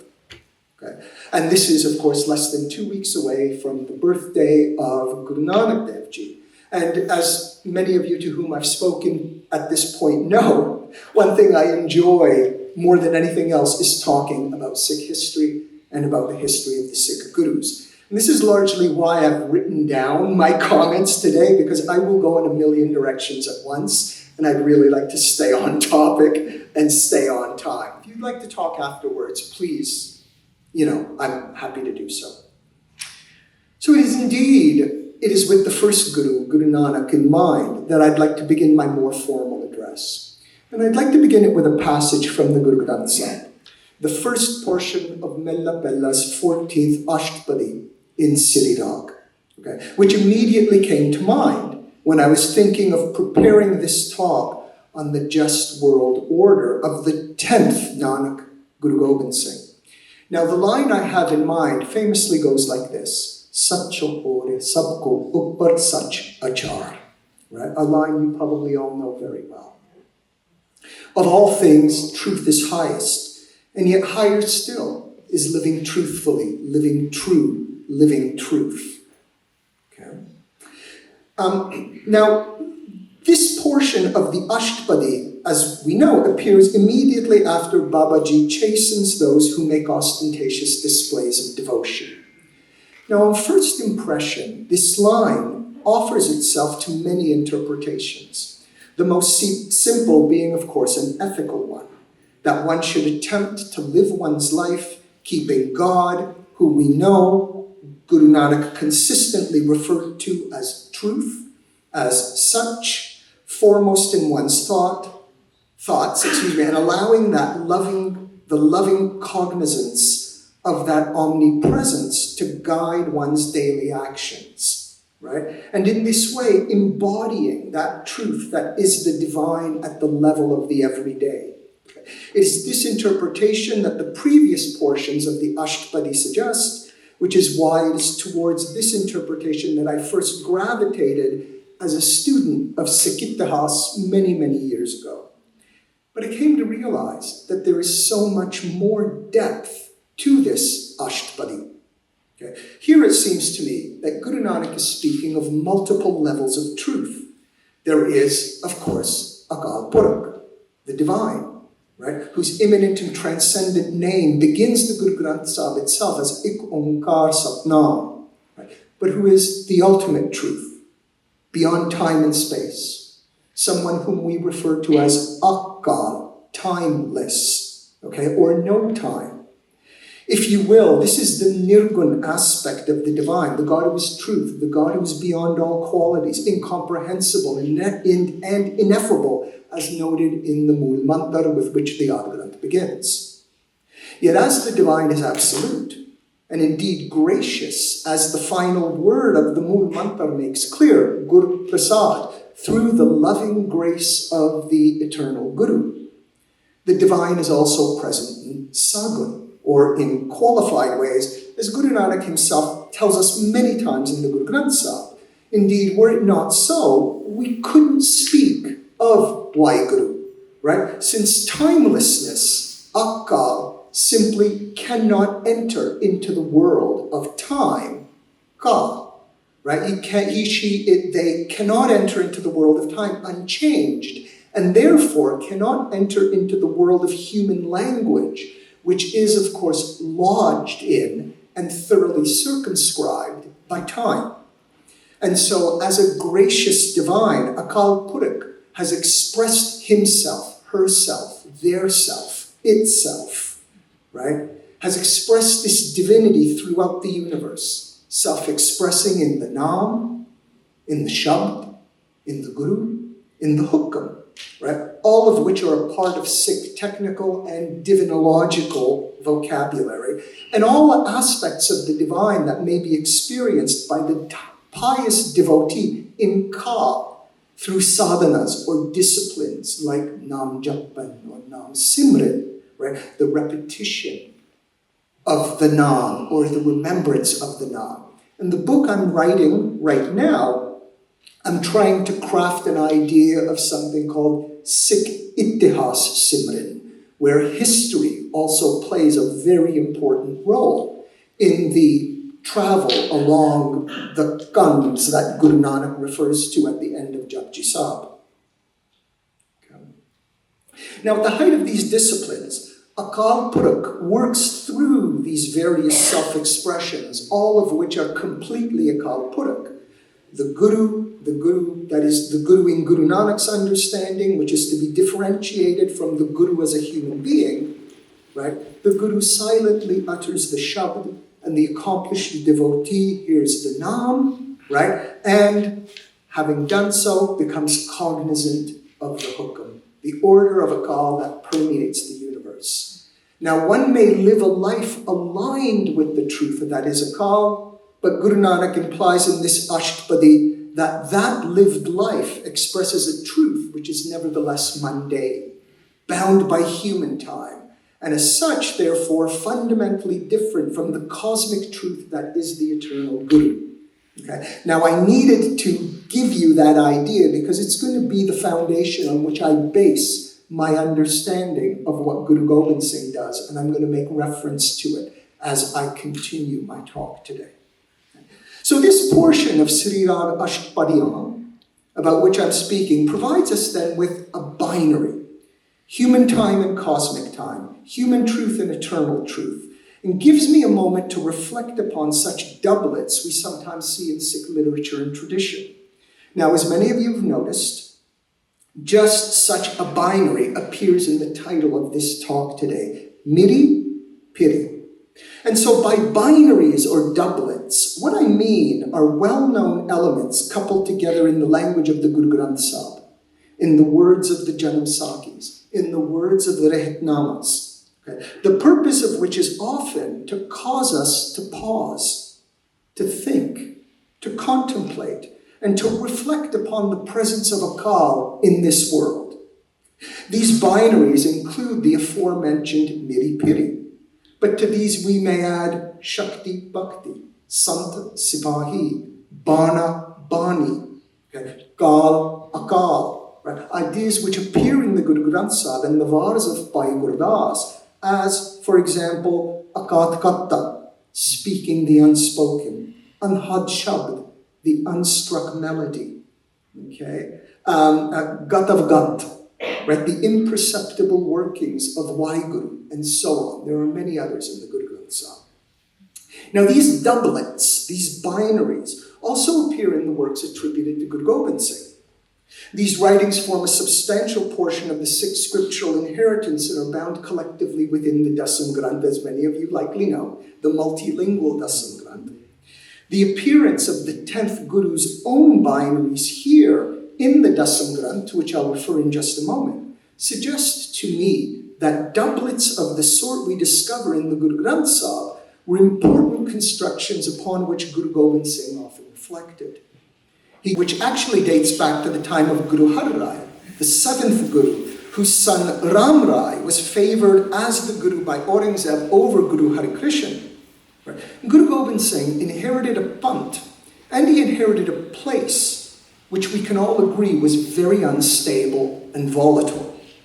He and his Sikhs were externally harassed by neighboring Pahari Rajas, supported by the might of the world's most powerful empire on the one hand, and internally besieged by false gurus like Ram Rai and masands or corrupt deputies who often served as the guru's intermediaries to far-flung sangats.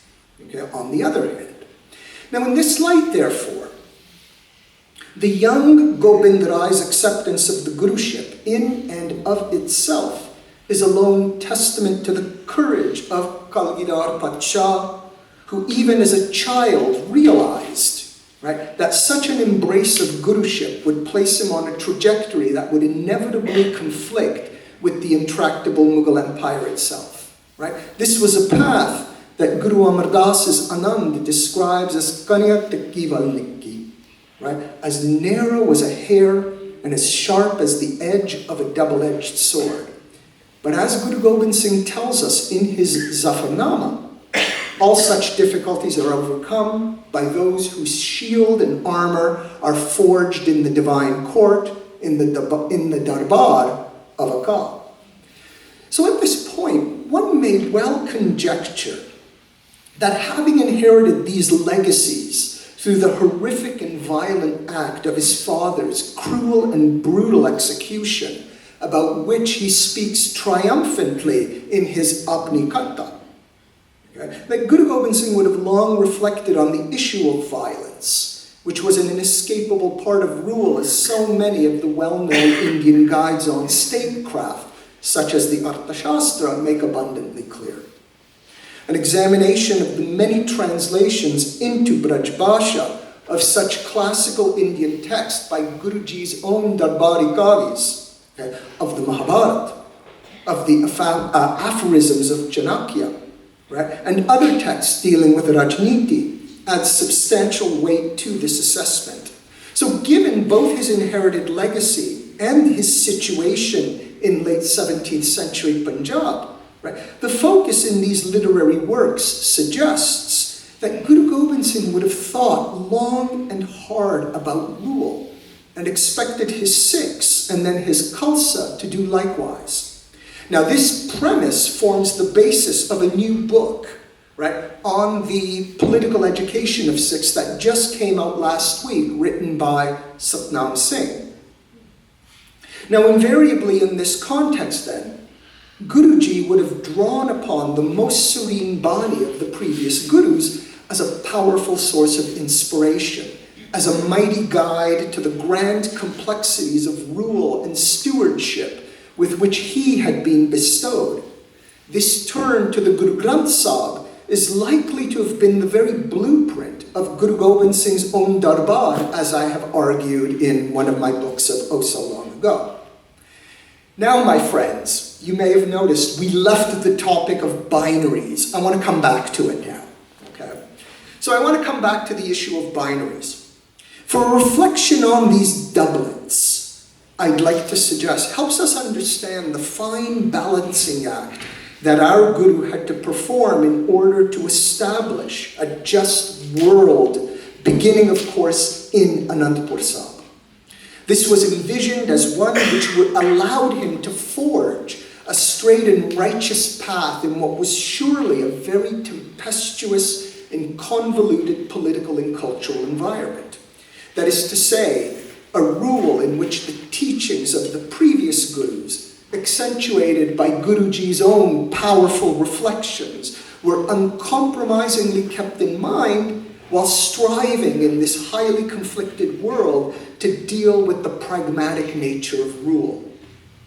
To create the type of Raj to which his grandfather, Guru Arjan, the fifth Guru, referred to in Siriraj, right, as a Halemi Raj, a rule of humility in which all people, regardless of their identity, could live to their full potential with no fear of repression. It's here worth adding that this is a humility about which Guru Gobind Singh often speaks in his own Bani. Okay? Perhaps nowhere more beautifully and poignantly than in his rare Punjabi composition, the Savaiya, which begins Mittar Pyaranu Hal Murida Lakena. Okay, one of the most beautiful passages we find in the entire Dasam Granth. And this political aim, which effortlessly blends both miri and piri, right? In the same spirit combined by his grandfather, Guru Hargobind, is, I think, seen clearly demonstrated in the autobiography of Guru Gobind Singh, the Bachittar Natak, which appears in the Dasam Granth. So let me now turn to the 10th Guru's own binary, or his own doublet, to try and understand how he interpreted his legacy and the future that such a legacy was meant to secure. A dharmic, a just moral order on earth, reflecting that worldly embodied truth encompassed by Guru Nanak's Sri Rag Ashtapadi, which I noted at the beginning of today's discussion. So to this end, I want to turn to the Bachittar Natak, particularly to the 8th Adhyay or chapter of the Bachittar Natak, on which I waxed somewhat eloquently in my book on the Panch Pyare a few years back. If you'll be so kind as to indulge me, some of the remarks I'm going to make here will draw upon these earlier statements. So at the beginning of the extraordinary 8th chapter of Bachittar Natak, Guru Gobind Singh tells us that this Adhyay will comprise Raj Saj Kattan, the story of my reign. Now the beginning of the first Chopai provides us with the binary I have in mind, one which strongly implies the spirit of Guru Nanak's Bani. Raj Saj Hum Par Jabayo, right? Jat Sakt Tab Taram Chalayo. When the task of rule came to me, I spread Taram to the best of my ability. Now, although one could certainly argue that the binary on which focus should be here placed is Raj and Taram, rule and righteousness respectively, the doublet on which I'd like to concentrate is a little less explicit, right? That this, assuming, as I believe, Guruji's awareness of the difference between the mundane, that is the such, achar, or truth at the level of the everyday, we see in Guru Nanak's Ashtapadi, right? And such, or cosmic truth, right? Both of which, right, Guru Nanak details in his 14th Ashtapadi. Now the wording here is also worth scrutiny, as it truly demonstrates that humility cultivated by Guru Gobind Singh. Now this focus, this aspect of Guruji's humility, right? This is a beautiful facet of the Guru's character that almost always gets lost in the later construction of his image as a king and as a warrior, right? So let us note here, right? In this Chopai, that Raj Saj, the task of rule, it comes, it comes to the Guru, right? Hampar, okay? At a particular time, represented by the word jab or when. When this task is not pursued, it's not grasped, it's not desired, right? Through his own agency in any of the very traditional ways articulated in works, in traditional Indian works on statecraft. Guru Gobind Singh here simply picks up a very heavy mantle that has in a way been forced upon him through the horrific turn of events which saw his father beheaded, a grisly and vile act. And it's this weighty burden which Guru Gobind Singh humbly accepts, knowing full well the forces that are going to be set against him. How, after all, does one refuse the command, the gift of the eternal Guru? It seems clear here in the span of just a few words that the 10th Guru recognizes the words of Guru Nanak at Japji 33, Jis hat jor kar. He alone has the power in his hands, right? In which Babaji strongly implies that Raj is the gift of the divine, but in no way is it divine itself. This reference to humility continues in the next portion of the Chopai, in the next line of the Chopai, as the 10th Guru appropriates this gift from Akal to do the work of Akal, as it were, to the best of his ability, to the best of his earthly ability, Jatasakt. This task is, of course, to spread Dharam, Dharam Chalayo, all that which is righteous, all that which is good and fair and just. Dharam, the moral order of the universe, which is cosmically akin to Guru Nanak's understandings of Hukam, the very order of creation, a cosmic order which is everywhere, yet stands outside of time. And this finally brings us to the implied binary mentioned a moment ago, as the cosmic dharam implied here is accompanied by the term Jatasakt. Again, Jatasakt, as well as I am able. Now in this line, Guru Gobind Singh is powerfully aware that the dharam he spreads will be one that is likely close to, but nevertheless significantly different from the eternal dharam that is Waheguru, which permeates every facet of the created universe. Right? We have to keep in mind that this is intimately linked to the 10th Guru's resounding claim in Bachittar Natak, chapter 6, line 32, that he is only a man, a great man, to be sure. You know, as some of you may know, the late great Punjabi novelist Gurbaksh Singh Preetlari referred to Guru Gobind Singh as Param Manukh, right? But a man nevertheless. Now, Bachittar Natak 8.1, therefore, the Rajsaj passage I began with, provides us with an especially powerful statement when we know what our Guru experienced up to that point in completing Bachittar Natak. Bachittar Natak, as many of you know, was completed in 1696. Okay? And given the examples of Raj with which Guru Gobind Singh would have been confronted up to this point in his career as Guru of the Sikhs, right? Models of Raj, which were far from dharmic, which were and equally as far from morality and justice, nefarious forms of Raj, put into practice by both his Bahari Rajput neighbors and their Mughal supporters, right? Examples which the Guru himself outlines in subsequent chapters of Bachittar Natak. Okay? And within the Hikayat, portions of the Zafarnama, which are transformed into allegories in the Guru's other compositions, such as the Pakyan Charitra or the Charitra Pakyan, and the Chobis Avtara. Now one may assume that the dharam to which Dasvi Pacha refers in Bachittar Natak 8.1 is that very same one for which his father, Guru Tegh Bahadur, offered his head, but not his commitment to justice in Bachittar Natak 5, lines 13 and 14. Right? Dharam het saka ji kini. I'm sure many of you are familiar with that. And it's the very same dharam which Akal Purakh commissions the 10th Guru to embody in Bachittar Natak, chapter 6, verse 29. Taha Tahai Dharam Chalai.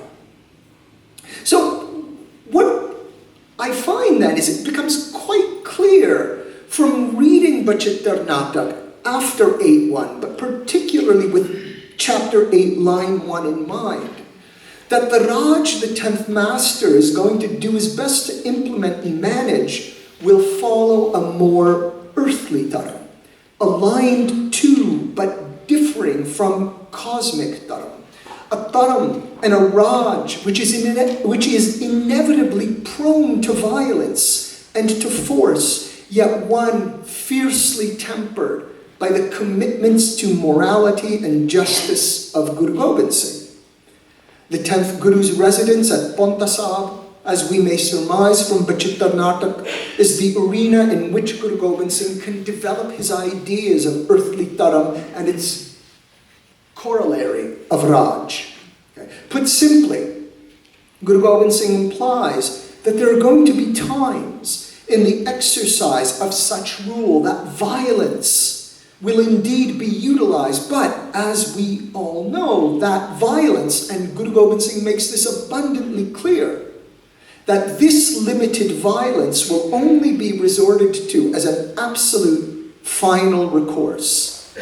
This emphasis is only strongly implied in Bachittar Natak, but explicitly underscored in the Guru's beautiful Persian epistle, the Zafarnama, right? In the letter's most famous couplet, right? Chukar az hami halti dar gozasht, halal ast bordan be shamshir dast. You know, when all strategies have been exhausted, only then and only then is it permitted to draw the sword. So with this in mind, and I am wrapping up now. Sorry, you've been very patient, thank you.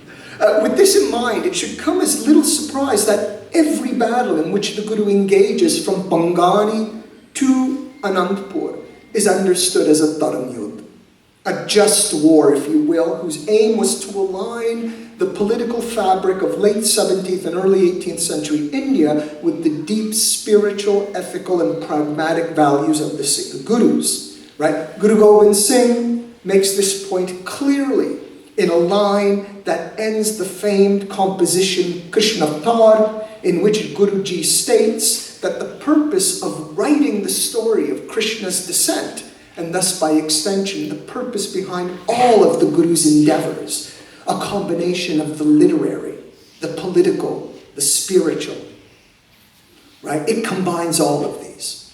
Avar basna nahi, prab dharam judh ke chala. Okay. These endeavors were performed, O Lord, for no purpose other than dharam yudh. Now this passage also implies that what will result from such a yudh, such a dharam yudh, a righteous war, if you will, right, which is not only a battle against the recalcitrant and vile enemies of the Guru and his Sikhs, but an internal battle, a battle we all fight every day against our own personal enemies, against Krodh, Kang, Lobh, Moh, Ahankar, right? All components of the greatest adversary of us all, Ho Man, right, which is comprised of all that entices the selfish and the self-centered, all of that which ensnares the Manmukh as opposed to the Gurumukh. Certainly the Guru's time in Paonta and afterwards in Anandpur saw the implementation of these commitments to morality and justice, right? And we see this everywhere in contemporary evidence. Guru Gobind Singh patronized local communities and their shrines. He established friendly relationships with his neighbors, diplomatic relationships as well. All of this to ensure that the many diverse people of Pahari Punjab, in which Anandpur is located, and Punjab generally, and if we want to extend it even further, to the world itself. So ਜਦੋਂ ਆਪਣੀ ਇਹ event ਖਤਮ ਹੋਏਗਾ ਇਸ ਤੋਂ ਬਾਅਦ 2 ਵਜੇ ਅਸੀਂ ਮਿਊਜ਼ੀਅਮ ਦਾ ਟੂਰ ਦਵਾਂਗੇ। ਇੱਥੋਂ ਜਿਹੜਾ ਸਟਰ ਕਾਉਂਟੀ ਦਾ ਮਿਊਜ਼ੀਅਮ ਹੈ is barely half mile from here. So we will give you a guided tour after we are done here. But ਅਜੇ ਕਿਤੇ ਨਹੀਂ ਜਾਣਾ, we're going to have a very lively discussion. ਤੇ we have one speaker who's going to briefly tell about the Punjab Digital Library. मैं ਉਹਨਾਂ ਨੂੰ ਕਹਾਂਗਾ ਲਾਗੇ ਆ ਜਾਣ। Dr. Rupinder Brad has kindly yielded his time because he is one of us. You all know he has written 2 books. One on his latest book is Along Came a Warrior, Banda's Dharam Yudh and Sikh theory of justice. ਆਹ ਕਿਤਾਬ ਵੀ ਇਹਨਾਂ ਨੇ ਲਿਖੀ ਜਿਹੜੀ Smithsonian museum ਨੇ release ਕੀਤੀ ਆ। ਸਮੇਂ ਦੀ ਨਜ਼ਾਕਤ ਨੂੰ ਦੇਖਦੇ ਹੋਏ ਇਹਨਾਂ ਨੇ ਕਿਹਾ ਵੀ ਕੋਈ ਗੱਲ ਨਹੀਂ, ਮੈਂ ਤਾਂ ਘਰ ਦਾ ਬੰਦਾ, ਮੈਂ ਤੁਹਾਨੂੰ ਫੇਰ so we are very sorry we ਤੁਸੀਂ ਵਿਡਰਾ ਕੀਤਾ, but respecting the time, respecting all of your time, ਤੁਸੀਂ ਗੁਰਦੁਆਰਾ ਸਾਹਿਬ ਜਾ ਕੇ ਹੋਰ ਗਤੀਵਿਧੀਆਂ 'ਚ ਹਿੱਸਾ ਲੈਣਾ ਚਾਹੁੰਦੇ ਹੋ। So I would request Sardar Jasdeep Singh Maan. He's an engineer by profession. He came all the way from LA. He's the one who orchestrated all this exhibit. ਤੇ ਇਕੱਲੀ ਐਗਜ਼ੀਬਿਟ ਦੇਖ ਕੇ ਨਾ ਜਾਇਓ, please bid. It's a silent auction. ਇੱਥੇ 51 paintings and I hope you will all take one home so they don't have to take back and take it back. So Jasdeep, please come and share your views briefly. Thank you. Thank you, Dr. Kang. Vaheguru Ji Ka Khalsa, Vaheguru Ji Ki Fateh. First, let me thank all of you for taking your Saturday to come and check us out. This is an incredible turnout. We're very grateful. So I am a parent of 2 boys that actually went to India this past summer to do an internship with Punjab Digital Library. My aim actually 2 years ago, as my son graduated from high school, he was quite young. And I didn't think he was ready for college, and I was really wanting him to go do a gap year. It's something that some parents and their kids will do after high school before starting college. And so I wanted my son Gurshan to go do something in India. And at that time, I reached out to a few friends, and I thought maybe some Pingalwada, opportunity, something to go work with some NGO in Punjab. And at that time, maybe I just didn't do enough research. But the feedback that I got was, don't send your kid here. Safety issues, this, that, or the other, right? So in the end, I was disheartened that I couldn't find a good program for my son to be part of. And actually ended up sending my son to Spain for a year. After that, this summer, Gurpreet Panji, who's actually they had visited PDL back in December, she shared that, hey, we're doing a POC, like a proof of concept, to do an internship with Punjab Digital Library. So I took that opportunity. Both my sons went, and I think they had a lot of reservations about going to India and Punjab in general. And after the 4 weeks, as the week was ending, my sons are telling me, Dad, can we do this next year? My older one, who actually is in college, he says, hey, next year, or actually in the fall semester, Dad, I think I can take all online classes, and can I just stay here for another 4 months? I mean, this is how these guys turned around. And so my kids are born and raised here. I came here when I was 10. And we have this longing for Punjab, right? We have this thing where it's in our imagination, it's in our ardas. And we just don't have enough, I think, to basically go back and connect with. So we're always looking, having our kids look for programs, look for inspiration. So for me, PDL turned out to be that incredible opportunity. And what I'm here to talk about is that as a parent, I think next year we're looking to maybe get 10 kids from North America to go participate. And I would love that if Yuba city community could find one person, one kid, support that individual, send that individual, sponsor that individual to go. And you guys have an incredible investment here that Dr. Kang's made with the Sutter County Museum, which some of you may will check it out today afternoon. So imagine sending one of your kids from your community here to go participate in PDL and create an exhibit like this that you can permanently display at the Sutter County Museum, right? I think it's a great opportunity for you guys to think along those lines. And again, I got my expectations far exceeded what my kids got out of it. If you're ever visiting Chandigarh, please check out PDL. They're in Sector 26. And I think you can see what they've done. So today, I think Gurpreet mentioned this, and I'll finish with this.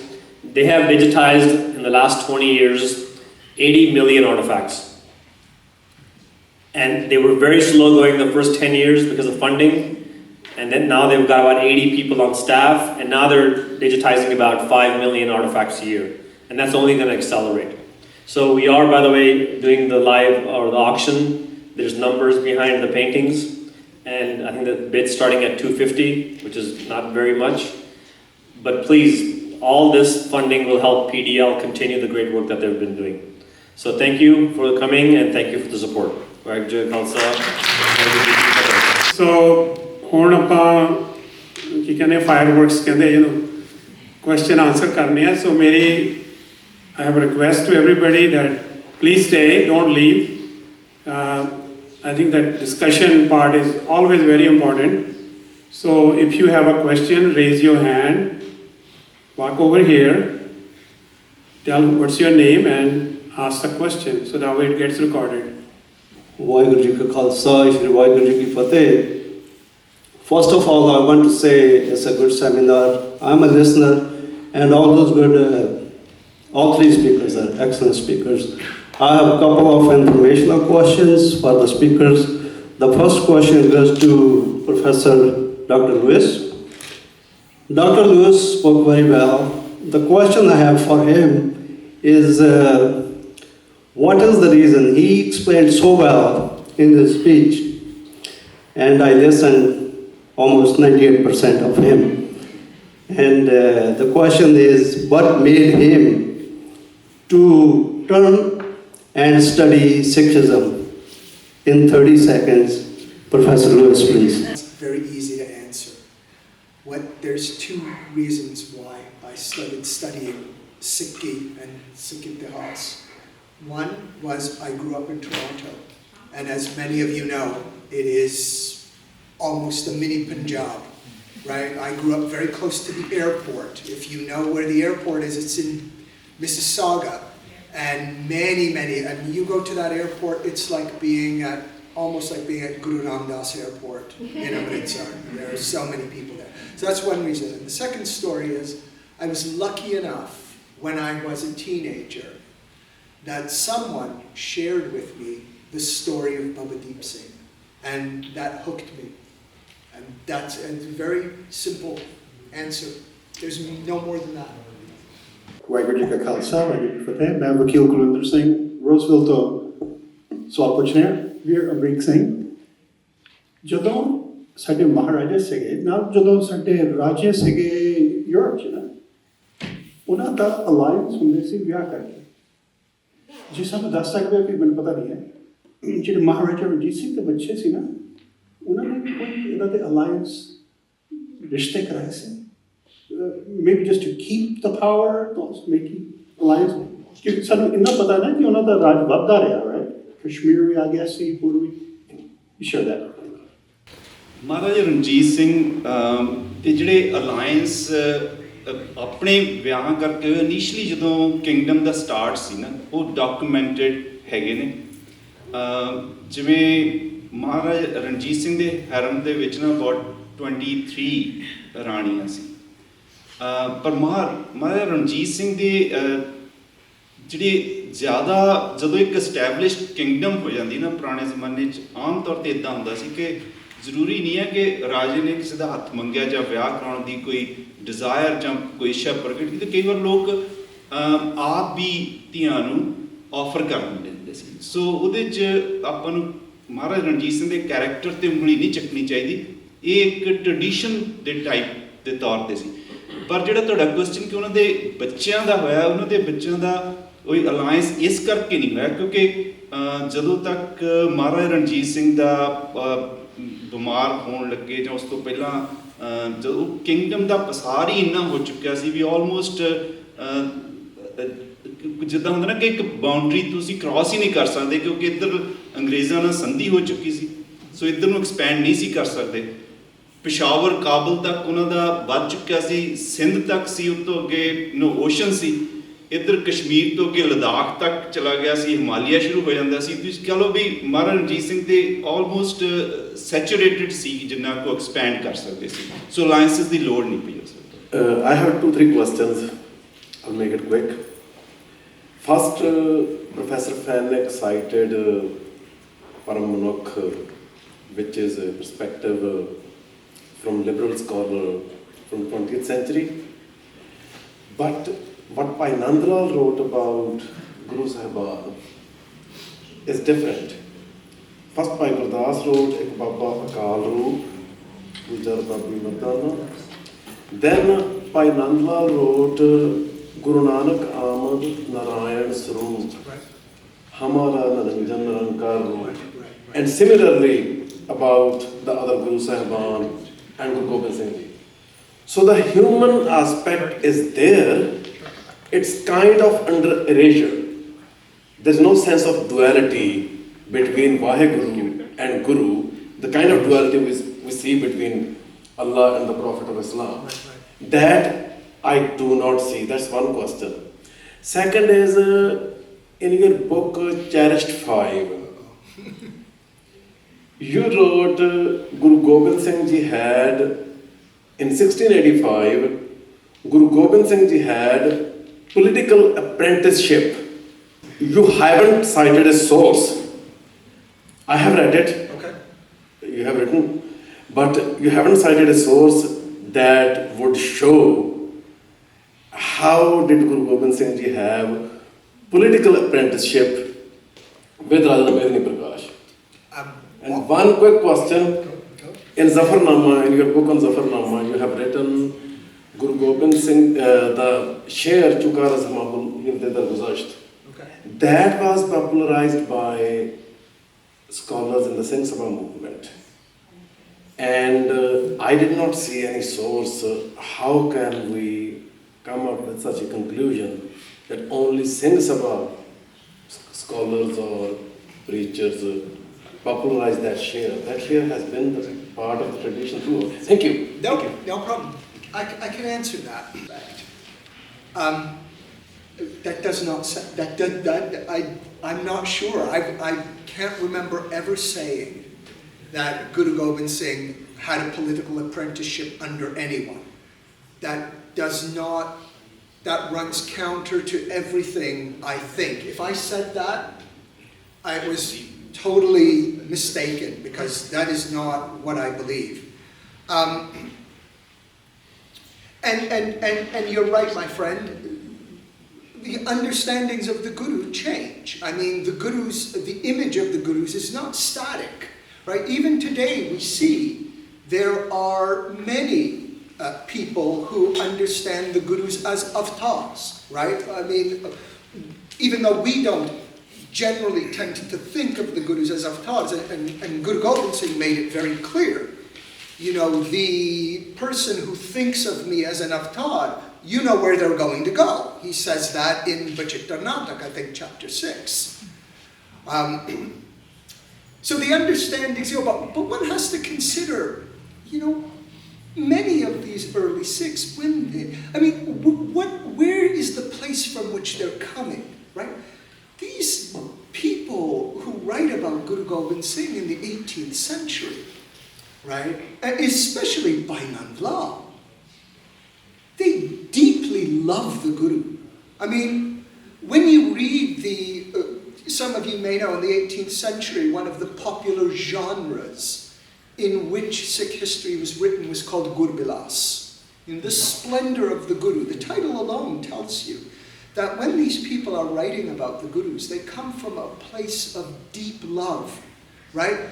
These courtiers of Guru Gobind Singh, they constantly tell us in the 18th century, one of the words they used to describe themselves, premi. They're premis, they're lovers of the Guru. So you can well imagine sometimes that intense and fierce commitment, emotional commitment, in the story of the Guru, in the Gurus themselves, right, will make them say such things, right? And one can understand sometimes, well, even though Guru Gobind Singh is saying this, I love him so much, I want him to be the divine. Do you guys see what I mean? Right? And I think that's part of the explanation for that one point, my friend. So, Professor Prabhshar Deepji, for sake of fairness, do you have any follow-up question? No. No, we encourage this dialogue. I You are a very accomplished scholar and he's a very accomplished scholar. You guys know more than us. We encourage this dialogue. But we prefer the questions are more toward his today's presentation. We can talk. Maybe they need to have this conversation after the event. So I think before I go to my guest from Fresno, Dr. Binder Brad, one of our panelists, has a question. Thank you, Jasbir. I'm Binder Brad. And first of all, Vakil Sahib, the question, and pardon me, just to answer that, in terms of Maharaja's alliance, one alliance comes to mind. Maharaja's favorite grandson was Nauniyal Singh. Nauniyal Singh was married to Shyam Singh Atariwal's granddaughter. And Shyam Singh Atariwala, as people remember, in Anglo-Sikh War, he was one general who actually stood and fought. In a way, the British actually paid compliments. There was a Baba who stood, and he basically said, either we will win and go home, or we won't go home. So the alliances were at that time, my understanding is that, yeah, the Raj had become so powerful, they didn't need to get alliances with others, but he was finding alliances with his own Sardars and some of the ones who actually shed blood for him. Actually, the question was, did he have alliance to expand his kingdom? His children, the question I understood was, did his children have alliances to do something? But, so I have a question, and let me just ask a question from Louis. So he talked, first of all, there was so much information there in the talk. There's so many questions come to mind, but one question I have in mind is, as you know, by the way, Louis trained with Professor J.S. Grewal, one of the preeminent historians of our time. If you haven't heard of him, this is somebody whose books you should read. And J.S. Grewal talks about, he skirts the idea of, what happened on the Vaisakhi day when the Khalsa was founded. But he does give a speech that he says the speech the Guru gave was that you forget your Pishla Taram, Karam, Jaram, everything. I will reconstruct you into a new man, right? So that new man, I've struggled with what that new man looked like. So I will quote from the Khalsa Mahima, which was composed during the time of Guru Gobind Singh, whether he composed it or somebody else composed it. So Khalsa Mahima ch likha ya, Khalsa mera dharam aur karam, Khalsa mera pen nij maram, Khalsa mera sadgur pura, Khalsa mera sajan sura. So Khalsa is righteous, karmic, kindness, reflection of Sadguru, virtuous and heroic. This is in the time of Guru Gobind Singh. And within maybe two decades, the Tankhanaama talks about the Khalsa as, and this is a translation, by the way. Khalsa is he who carries weapons. Khalsa is he who fights the enemy. Khalsa is he who slays the Turks, Muslims. Khalsa is who always fighting. Khalsa is who fights face to face. So now, there are two Khalsa, and we basically honor both the Khalsas. First of all, is that break comes, how would Guru Gobind Singh, obviously he was not alive during the second, and first of all, the first word that a poet wants Guru to say, the Khalsa Mahima, do you think that's Guru's words? And the second, what I would go through, what did Guru have in mind? Louis told me, by the way, that Guru Gobind Singh has been in his mind for the last 40 years. So this is the man I can ask those questions. I honestly, from everything I've read about Guru Gobind Singh and thought, here we find a man of uncompromising principles. All the writings make that clear. Dare I even come close to thinking what Guruji thought? We don't know for sure, right? But the writings suggest that this was a man of uncompromising principles. And when the righteous fight was there in front of you, it was incumbent upon you, it was your responsibility upon you to stand up, right? For the oppressed, right? What is... there's a wonderful Shabd of Kabir that's coming to mind. And even of Guru Nanak, right? Paraja, yes, that's it, right? Right? And so I think mainly for Guru Gobind Singh, ultimately, right? Guru Gobind Gobind Singh wrote his own body, but he was profoundly inspired by Gurbani as we find it in the Guru Granth Sahib. And there, the trajectory to perfection is very, very clear. And Guru Nanak enunciates it, throughout Japji Sahib, a magnificent poem, as many of you might know, probably better than me, right? Where he outlines the various guns or realms until we get to Sachkhand, the realm of truth. And I think Guru Gobind Singh would have been uncompromising. The addition I have there is that, he was limited in the sense that he was a human being living on earth, right? And he realized those multiple levels of truth to which I was referring, using as my thematic the notion of the binary, the doublets, right? And so when you situate that line in Zafarnama line 22, it's very clear that's in mind. Because Akal himself, herself, itself, their self, right, had no need for violence at all. But in this real world in which we live, this is a phenomena that, at least insofar as statecraft is concerned, is inescapable. Okay? So that's how I think Guru Gobind Singh would have responded, uncompromisingly, right? Because he had the example of his father. Did his father compromise? Right? He tells us in Vijit Karnataka, his father was willing to give up his head, right, before giving up the secret, the sir and sir. Right? So I hope that answers your question. Thank you, Professor. So once again, we are not done yet. We have a lot of paintings, so you guys can buy those. Please don't stand, have a seat. So once again, jada question hai, please onu chota rakho. Try to avoid any other comments around it, just your question. Now we have Sardar Gurpreet Singh Man, he came all the way from Fresno. Waheguru ji ਕਾ ਖਾਲਸਾ ਵਾਹਿਗੁਰੂ ਜੀ ਕੀ ਫਤਿਹ। ਸੋ ਮੇਰਾ ਸਵਾਲ ਸਿੱਖ ਰਾਜ ਬਾਰੇ ਹੈ। ਉਹ ਪਿੱਛੇ ਲਿਖਿਆ ਹੋਇਆ ਭਾਈ ਸੱਤਾ ਬਲਵਾਨੋਰਾਂ ਦੀ ਵਾਰ ਦੇ ਵਿੱਚੋਂ ਨਾਨਕ ਰਾਜ ਚਲਾਇਆ ਸੱਚ ਕੋਟ ਸਤਾਣੀ ਨੀਂਹ ਦੇ। ਸੱਚ ਟਰੂਥ ਗੁਰਬਾਣੀ ਦਾ ਸਾਡਾ ਸਾਰਿਆਂ ਦਾ ਫਾਊਂਡੇਸ਼ਨ ਆ। ਸੱਚ ਸਭ ਦਾ ਬਾਪ ਆ। That's the narrative of Gurbani. When that is the main touchstone or darpan we have. Second, Dr. Lewis, he's touched on so many things from Chittar Natak, Dasam Granth. When typical Sikh, he's more connected with Guru Granth Sahib, which is complete in itself.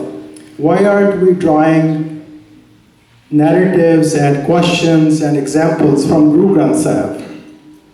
Just these are two my questions or observations. Thank you. Thank you. ਹਾਂਜੀ ਸਮੂਹਾ ਸਾਹਿਬ ਦਾ question ਵੀ ਰਾਜਿਆਂ ਦੀ ਅਯਾਸ਼ੀ ਨੂੰ ਆਪਾਂ justify ਕਿਵੇਂ ਕਰ ਸਕਦੇ ਹਾਂ। ਜੇ ਮੈਂ ਤੁਹਾਨੂੰ ਇੱਕ ਛੋਟੀ ਐਨਾਲੋਜੀ ਅਮਰੀਕਨ ਹਿਸਟਰੀ ਨਾਲ ਦੇਣੀ ਹੋਵੇ ਨਾ, ਉਹ ਇਹ ਹੈ ਕਿ ਜਦੋਂ ਸਿਵਲ ਵਾਰ ਹੋਈ, ਸਲੇਵਰੀ ਖਤਮ ਕਰਨੀ ਸੀ, ਉਸ ਟਾਈਮ ਤੇ ਜਿਹੜੇ ਪ੍ਰੈਜ਼ੀਡੈਂਟ ਲਿੰਕਨ ਦੀ ਆਰਮੀ 'ਚ ਜਾਂ ਉਸ ਤੋਂ ਪਹਿਲਾਂ ਵੀ ਜਿਹੜੇ anti slavery even George Washington ਤੱਕ ਉਹਨਾਂ ਦੇ ਕੋਲ ਵੀ ਸਲੇਵਸ ਸੀਗੇ। ਗੱਲ ਇਹ ਹੈ ਕਿ ਇੱਕ ਰਵਾਇਤ ਜਦੋਂ ਚੱਲਦੀ ਆਉਂਦੀ ਹੈ ਨਾ, ਉਹਨੂੰ ਇੱਕਦਮ ਖਤਮ ਨਹੀਂ ਕੀਤਾ ਜਾ ਸਕਦਾ। ਤੁਹਾਡੇ ਆਪਣੇ ਵਿਚਾਰ ਡਿਫਰੈਂਟ ਹੋ ਸਕਦੇ ਆ, ਕਿਸੇ ਚੀਜ਼ ਨੂੰ ਚੇਂਜ ਹੁੰਦਿਆਂ ਹੁੰਦਿਆਂ ਬਹੁਤ ਟਾਈਮ ਲੱਗ ਜਾਂਦਾ। ਜਿਵੇਂ ਮੈਂ ਇੱਕ ਹੋਰ ਤੁਹਾਨੂੰ ਐਗਜ਼ਾਮਪਲ ਦਿੰਦਾ ਕਿ ਜਿਵੇਂ ਸਤੀ ਦੀ ਭਾਵੇਂ ਪ੍ਰਥਾ ਜਿਹੜੀ ਹੈ, ਰਾਜੇ ਦੇ ਨਾਲ ਜਿਹੜਾ ਅੱਗ 'ਚ ਜਲ ਕੇ ਮਰਨ ਦੀ, ਉਹ ਖਤਮ ਤਾਂ ਅੰਗਰੇਜ਼ਾਂ ਨੇ ਕੀਤੀ ਲਾਅ ਬਣਾ ਕੇ। ਉਸ ਤੋਂ ਪਹਿਲਾਂ ਸੋਸ਼ਲ ਮੂਵਮੈਂਟ ਰਾਜਾ ਰਾਮ ਮੋਹਨ ਰਾਓ ਵਗੈਰਾ ਨੇ ਸ਼ੁਰੂ ਕੀਤੀਆਂ, ਪਰ ਜਿਹੜੀ ਸਿੱਖਜ਼ਮ ਦੇ ਵਿੱਚ ਸਤੀ ਨੂੰ ਸ਼ੁਰੂ ਤੋਂ ਹੀ ਠੀਕ ਨਹੀਂ ਕਿਹਾ ਗਿਆ। ਗੁਰੂ ਸਾਹਿਬਾਨ ਦੇ ਵੇਲਿਆਂ, ਪਰ ਇੱਕ ਚਲਦੀ ਮਹਾਰਾਜਾ ਰਣਜੀਤ ਸਿੰਘ ਦੇ ਨਾਲ ਵੀ ਭਾਵੇਂ ਉਹ ਆਪ ਇਸ ਹੱਕ 'ਚ ਨਹੀਂ ਸੀ, ਪਰ ਕੀ ਹੋਇਆ ਕਿ ਉਦੋਂ ਵੀ ਉਹ ਸਤੀ ਦਾ ਹੋਇਆ। ਸੋ ਇਹ ਜ਼ਰੂਰੀ ਨਹੀਂ ਹੁੰਦਾ ਕਿ ਉਹ ਉਸ ਮੌਕੇ 'ਤੇ ਜਿਹੜੀਆਂ ਗੱਲਾਂ ਚੱਲਦੀਆਂ, ਜਿਵੇਂ ਇਸ ਟੌਪਿਕ ਨਾਲ ਤਾਂ ਨਹੀਂ ਹੈ, ਆਈ ਹੋਪ ਕੋਈ ਕੰਟਰੋਵਰਸੀ ਨਾ ਹੋਵੇ। ਮਾਨ ਸਾਹਿਬ, ਕਈ ਤਾਂ ਲੋਕ ਇਸ ਗੱਲ 'ਤੇ ਵੀ ਕੁਐਸਚਨ ਕਰ ਦਿੰਦੇ ਕਿ ਗੁਰੂ ਗੋਬਿੰਦ ਸਿੰਘ ਦੀਆਂ 4 ਵਾਈਫਸ ਕਿਉਂ ਸੀਗੀਆਂ, ਜਦ ਕਿ ਉਹ ਤਾਂ ਆਪ ਗੁਰੂ ਸੀਗੇ। ਇਹ ਗੱਲ ਇਹ ਨਹੀਂ ਹੈ ਕਿ ਤੁਸੀਂ ਉਸ ਵੇਲੇ ਇੱਕਦਮ ਸਾਰਾ ਕੁਝ ਚੇਂਜ ਹੋ ਜਾਂਦਾ। ਜਿਵੇਂ ਇੱਕ ਹੋਰ ਕੁਐਸਚਨ ਉੱਠਦਾ ਮਹਾਰਾਜਾ ਰਣਜੀਤ ਸਿੰਘ 'ਤੇ ਕਿ ਉਹਨਾਂ ਨੇ ਪੰਜਾਬੀ ਕਿਉਂ ਨਹੀਂ ਲਾਗੂ ਕੀਤੀ, ਫਾਰਸੀ ਕਿਉਂ ਹੋਈ ਹੈ? ਕਿਉਂਕਿ ਇੱਕ ਟ੍ਰੈਡੀਸ਼ਨ ਚੱਲੀ ਆ ਰਹੀ ਹੈ ਬੜੀ ਦੇਰ ਤੋਂ, ਇੱਕਦਮ ਕੁਝ ਵੀ ਚੇਂਜ ਨਹੀਂ ਹੁੰਦਾ। ਹੁਣ ਦੇਖੋ ਇਲੈਕਸ਼ਨਸ ਦਾ ਟਾਈਮ ਹੈ, ਇੱਥੇ ਵੀ ਇੱਕ ਵਿਮਨ ਐਜ਼ ਪ੍ਰੈਜ਼ੀਡੈਂਟ ਇੰਨਾ ਐਕਸੈਪਟੇਬਲ ਅਜੇ ਤੱਕ ਨਹੀਂ ਹੋਇਆ, ਜਦ ਕਿ ਕਦੋਂ ਦਾ human rights and women right feminism ਦੀ ਸ਼ੁਰੂਆਤ ਹੀ ਇੱਥੇ ਹੋਈ ਹੈ।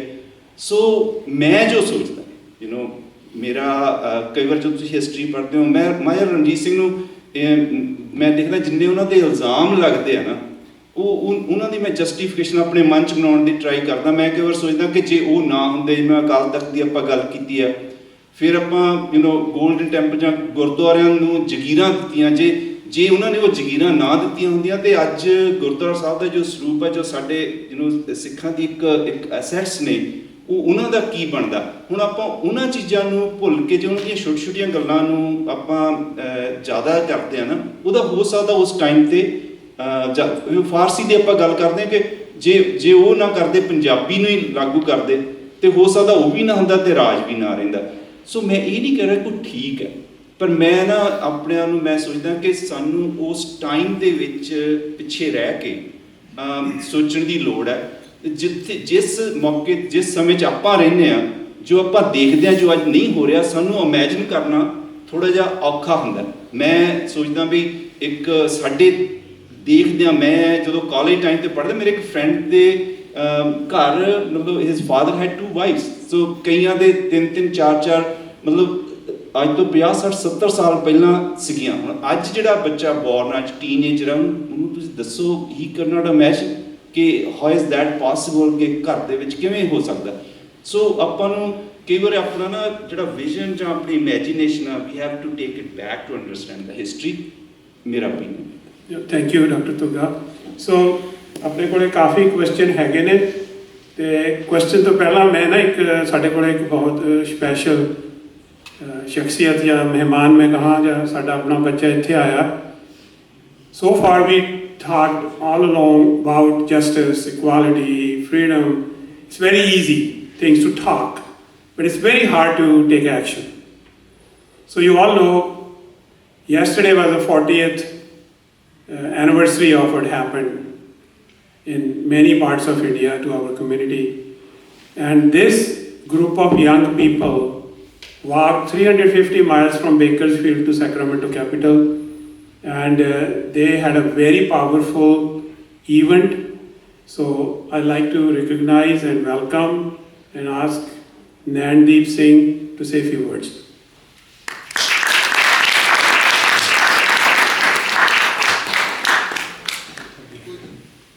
ਹਾਂਜੀ, ਵਾਹਿਗੁਰੂ ਜੀ ਕਾ ਖਾਲਸਾ, ਵਾਹਿਗੁਰੂ ਜੀ ਕੀ ਫਤਿਹ। I actually want to just kind of continue the flow of the events, but not any single group was able to do anything. It was honestly the love of the Sangat Somni members here, my colleagues like Kamaljeet, I see Harleen, and just the local Sangat members that made a tremendous impact, long-time friends that are in the audience as well. I guess I have a question, maybe a little bit more towards you, Professor Fennick. I really appreciate Dr. Duga's words yesterday, but even today, in terms of understanding something its own sort of time period. I guess the question I oftentimes wrestle with is, in the even modern, I guess, sort of Sikh imagination, the Darbad at Lahore looms large, both in terms of a remembrance, but also an imagination of the future. Because you've written on it in a way that few others, I guess for me, in my own engagement in history, I really kind of, actually much more look to the Darbad at Anandpur Sahib of Guru Gobind Singh in terms of, well, in a much more truncated period, what Dr. Tuga was sharing in terms of what was the statecraft that Maharaja Ranjit Singh was drawing upon was a very much sort of Mughal, sort of, in terms of language, in terms of structure, the divan. I was wondering if you could share a little bit, maybe for an audience that may not have considered the sort of darbar at Anandpur Sahib, but in terms of what I see in terms of the Rahat-namis the discourses that were being drawn, the really formation of a new sort of almost Punjabi imperial idiom that was incorporating Braj and other sort of traditions. For me, it actually opens the imagination, actually, in some ways, far more than Lahore is able to do within the sort of the structures. But I was wondering if you could just kind of share a little bit in comparison, but maybe even in connection. The blueprint, or the archetype, of both darbars was that with which both Guru Gobind Singh and Maharaja Ranjit Singh were most familiar.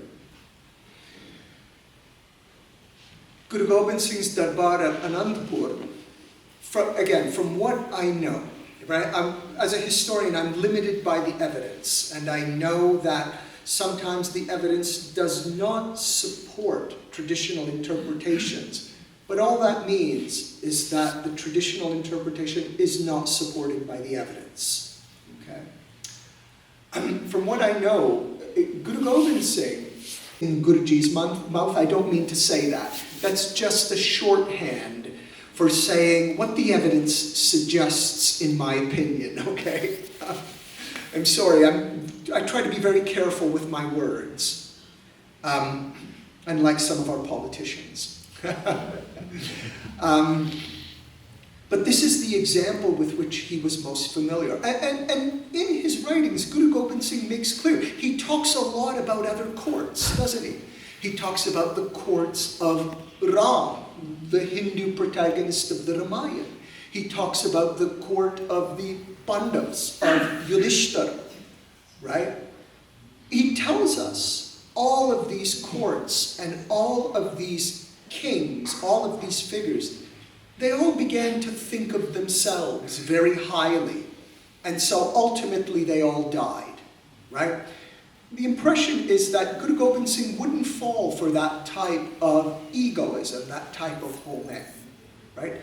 So in his court, it seems to me, Guru Gobind Singh, again, and I'm basing this on the literature that emerges from that court. Unfortunately, so much of the literature that was produced in Guru Gobind Singh's court has not been published. It's all hutlicked. This is where we sort of bow to Punjab Digital Library because they have made so many of these hutlicked manuscripts available. I don't think I could have written any of my books without the Punjab Digital Library, so shabash, thank you. I owe you guys a great debt. But so much of this suggests to me that Guru Gobind Singh is trying to not emulate the Mughal Darbar, perfect the Guru Darbar. And he wants to perfect it by aligning it more with the divine court, with the court of Akal. I didn't get to your question, my friend, about why we don't make why I didn't make as much reference to the Guru Granth Sahib as I did to the Dasam Granth. Well, one of the reasons is because Guru Gobind Singh does not contribute to the Guru Granth Sahib, but he contributes to the Dasam Granth. And so that was a lot of the material I drew upon. And when we see that material, Guru Gobind Singh writes a lot about courts, right? He writes a lot about darbars, right? He wants his darbar to be, as the subtitle of my 2008 book suggests, the court of man. I would have called it the court of humanity today, in the world, the court of God, I beg your pardon, in the world of men, or the world of humanity. This is what he was, I think, attempting to do, to translate that divine court into the world, keeping in mind, of course, the binaries about which I was speaking earlier, that this world is very different from the divine. We can do our best to live a life in accord with the hukam, right? But this, again, will always be a work in progress, as it were, right? Because the hukam of akal is different from the hukam that is in time. Because time and timelessness are both fundamentally different. We can't talk of one, right? Whatever we say about akal or about the divine court is not the divine court, because we are using language to communicate that, right? And that is a dark glass through which we can peer through and only see a reflection, as it were. But one better than the Mughal Darbar. So that question then, this is what I think, based on the evidence, Guru Gobind Singh was attempting to do, right? And I think this understanding of the divine court, right, modeled on the imperfect Mughal court, which he was trying to perfect on earth as far as he was able to, right? Jattasak, that word again from Bachintarnara. As far as he was able to, was, the best example. And through service in that court, right, the courtiers of the Guru, the premies of the Guru, they could achieve that perfection, that service to the Guru, which was always seva, which is always a service that was selfless, with no hope of reward, would lead to the perfection, right, that ultimately on earth results in the Gurmukh, the one who's facing the Guru. Okay. So I hope that those answer both of those questions. Should we look more at the Anandpur Darbar? Yes. Why do we look at the Lahore Darbar? Because so much more has been written about the Lahore Darbar. There is so much outside observer. How many outsiders have written about Anandpur? This much compared to how many have written about the Lahore Darbar. You can pick up a newspaper in any archive, the London Times, from anywhere between 1800 to 1839, and you can read about everything Maharaja Ranjit Singh is doing. The British loved Maharaja Ranjit Singh. They loved him, right? They talked about him frequently in the newspapers. I've read these newspapers. They were very fond of Ranjit Singh, right? Ranjit Singh was, I'm sorry, I'm stepping on your toes here. You are right, he was very shrewd, right? He was very shrewd. And there is this image of Ranjit Singh that he was very happy with the British. He wasn't. He fought against the British, but not through arms, right? He fought them symbolically, because one of the great things about Ranjit Singh, and again, I apologize for stepping on your toes, one of the great things about Ranjit Singh is he was very insightful, right? He saw what the British were doing. He recognized the overwhelming power of the British. He knew that if he went after the British, as it were, and tried to attack them in the basic ways with which the British were most familiar, that is, with the military, that his Maharajaship would be destroyed. I tell my students back home, Ranjit Singh was the last independent sovereign in India, the last one, right? The last one. And he had many examples of what the British did with those Rajas who did not fall in line, right? They'd be gone. You either ally with the British East India Company or you're gone. So he knew that the only way he could survive, and that the Khalsa Darbar or Khalsa Raj could survive, is by compromising with the British. This didn't mean he didn't fight them. He fought them in the symbolic area. He fought them through the uniforms of his soldiers, symbolically. He fought them through the shawl industry. He fought them through the award of medals of honor. So, because this is the best way he could fight against the British. And sometimes he scored some really wonderful symbolic victories, right? But we should never fail to sort of acknowledge how smart he was. ਸਾਡੇ ਕੋਲੇ ਸਤਵਿੰਦਰ ਸਿੰਘ ਗੋਤਰਾ ਜੀ from Fresno, please. Sat Sri Akal, I'm overwhelmed and equally humbled being among such scholars and such learned audience. Two questions. First question, we were talking about Meri Piri, Meri political power. Then, you know, of course, how would we interpret and where do we go from there? That's one question. Second is Darshan Granth. We talked and you know things, but there is it's a Pandora box, you know, which Sikh scholars like to keep it covered because of a couple of things. One of them is the eroticism and there, which doesn't align in any way with Guru Gobind Singh's personality. So is it coming, you know, answering you as a non-Sikh, we don't want to believe it, but as a non-Sikh or as a scholar, do you find that authentic, or it could be some manipulation after his death to malign what he had accomplished as a Panth? I think the first question is very relevant to the today's presentation. Second thing is very controversial. There are plenty of information on YouTube. That needs probably a half an hour just to answer that. But I'll leave it to the scholars. No, I appreciate that.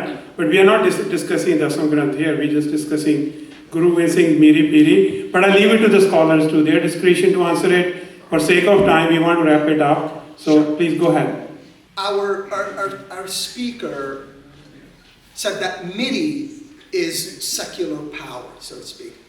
Miri means so much more than that.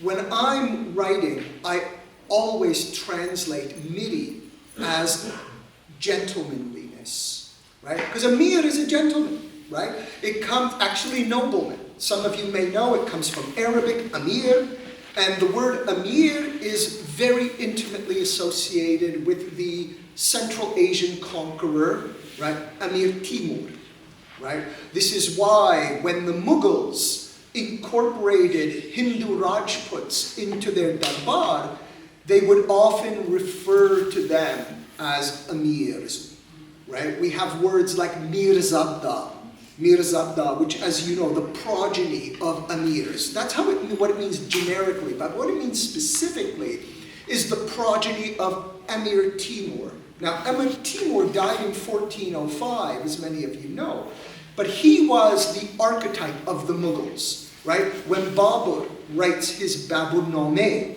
he's constantly referring to this relationship with Amir Timur, of whom he, I think, is the 7th descent generation. Right? So Miri means, my first answer would be Miri means much more than secular power. Right? We tend to understand it this way, but I think when the term first started to emerge, that's not solely how it was understood in the early 18th century. It was understood much more broadly. It's just like, you know, how we in Punjabi, we translate Rajniti as politics. It means so much more than politics. Rajniti is etiquette, it's behavior, it's comportment, it's the way you act, right? Association with the talwar, that is, I want to have that. That's okay, sure. To be a gentleman, right? You had to know lots of things. Of course, you had to know how to use the talwar. You had to know poetry, right? Beautiful poetry. You could not even show your face if you were not familiar with the poems of Hafez or Rumi or Saadi or Nizami, right? And constantly when you even read the letters of any of these mirs in the Mughal Darbar, constantly they are peppering their letters with couplets, with baits, you know, from various Persian poets, right? And they're covering their poems because this makes them look good. It underscores them as mirs. So it means much more than political power. But again, you know, I'm giving you a 17th and 18th century understanding of this term. But you're right, Miri Piri today is an understanding of the fusion of the secular and the spiritual. I have a hard time with that. For those of us familiar with Arvind Mander's work, right, we know that there's a lot of space between these. So how does it transfer to militancy? I think Dr. Brad wants to I think Dr. Brad wants to say, sorry. That's why he was Yeah, please, go ahead. So thank you for the question. So, just to give a background, my own talk would have been Sikh militancy, Dharm Yudh, and just war. It's basically answer that. So, one definition I want to give you is militancy, that we understand a man with a khanda or a AK-47. The dictionary definition of militancy is this: the fact of being active, determined, aggressive, in support of a cause, often but not always willing to use force. Okay, so to answer and I have struggled with that question exactly, how does Miri and Piri translate in the world today where we have to live under a democratic society, right? So I will quote one writer, Paul Wallace, read his article. He talks about 20th century Sikhs bare. He said Sikhs fought 4 Dharm Yudh in the 20th century. They won 3, they lost 1. 3-1. And the 3 he gives examples of, from Gurdwara movement to the Punjabi Suba movement, to the emergency movement. To answer that, I want to quote one scholar last, and keep your mouth shut. So he says, we should note that within Sikh tradition, there are 2 forms of martyrdom. Those in which violence is appropriated as a last resort, and those in which the sword is withheld and revered. And the scholar who wrote that is this guy. Just one line opinion about these couple of things. The first of all, I think we should not relate the sword with the militancy and the terrorism. In the world, there have been so many, in the different regions, terrorism, but they don't have Miri Piri or Talwar or the Hathiyar with them. So the militancy, the reasons are different, the definitions are different, how we see it. And then you will see a lot of people who have the sword or the Amrit Shakya, and they are the most peaceful people. And it's very, very different. I think we should avoid to mingle these things. And I think regarding the Anandpur Sahib Darbar and the Lahore Darbar, there's one thing about Guru Gobind Singh Ji. As a Sikh, most of us don't want to see him as a worldly king. He was a divine power. He's a guru for us. So we don't want to, bring him down to an ordinary darbar for any king. I think that's the reason we don't want to discuss this as a. This is a question often asked. You have to understand the concept of saint-soldier. If a saint becomes a soldier, they are very unlikely to cause harm to the innocent people. And if you just have a soldier without any moral background, they are more likely. So Guru wanted Sikhs to be saints first, and then soldier as the last option. My question was in the context. So I think the answer. Let's not get into argument. So you had a valid question. 3 people answered your question. Anybody wants to say anything about his second part? So we move on. The second part. There are certain parts in the Samgranth which are, from his perspective, some people have concerns. So Guru Gobind Singh was very clear. There's only one Guru. Guru is Guru Granth Sahib. That is the Guru. Everything else, whether he did it as a homework, whether somebody in his court composed something, whether he allowed something, because a lot of that is literature. And that to me is Sikh product of Sikh minds at the time, whether it was the Guru or his products, how they interpreted that. But that is not sacred. And the man who said that was my Guru, Daswin Pasha. So I leave it at that. So Guru Gobind Singh Ji told all the Sikhs, Guru Manyo Granth. So आज जेड़ा दिन भी असी Yuba city च मना रहे हैं, lot of people have confusion that we are celebrating Diwali. Some people think we are celebrating Guru Nanak's birthday. the day we celebrate in Yuba city every year for last 45 is Guru Gaddi Divas. This is a day when Guru Gobind Singh, before leaving his body, he declared or ordered all the Sikhs, सब सिखों को हुक्म है गुरु मान्यो ग्रंथ. So other literature is very important. We respect that too. But Guru is only one. That's Guru Granth Sahib. I think this is what you explained. Yes. Thank you. So any other question? Otherwise, I have a few announcements.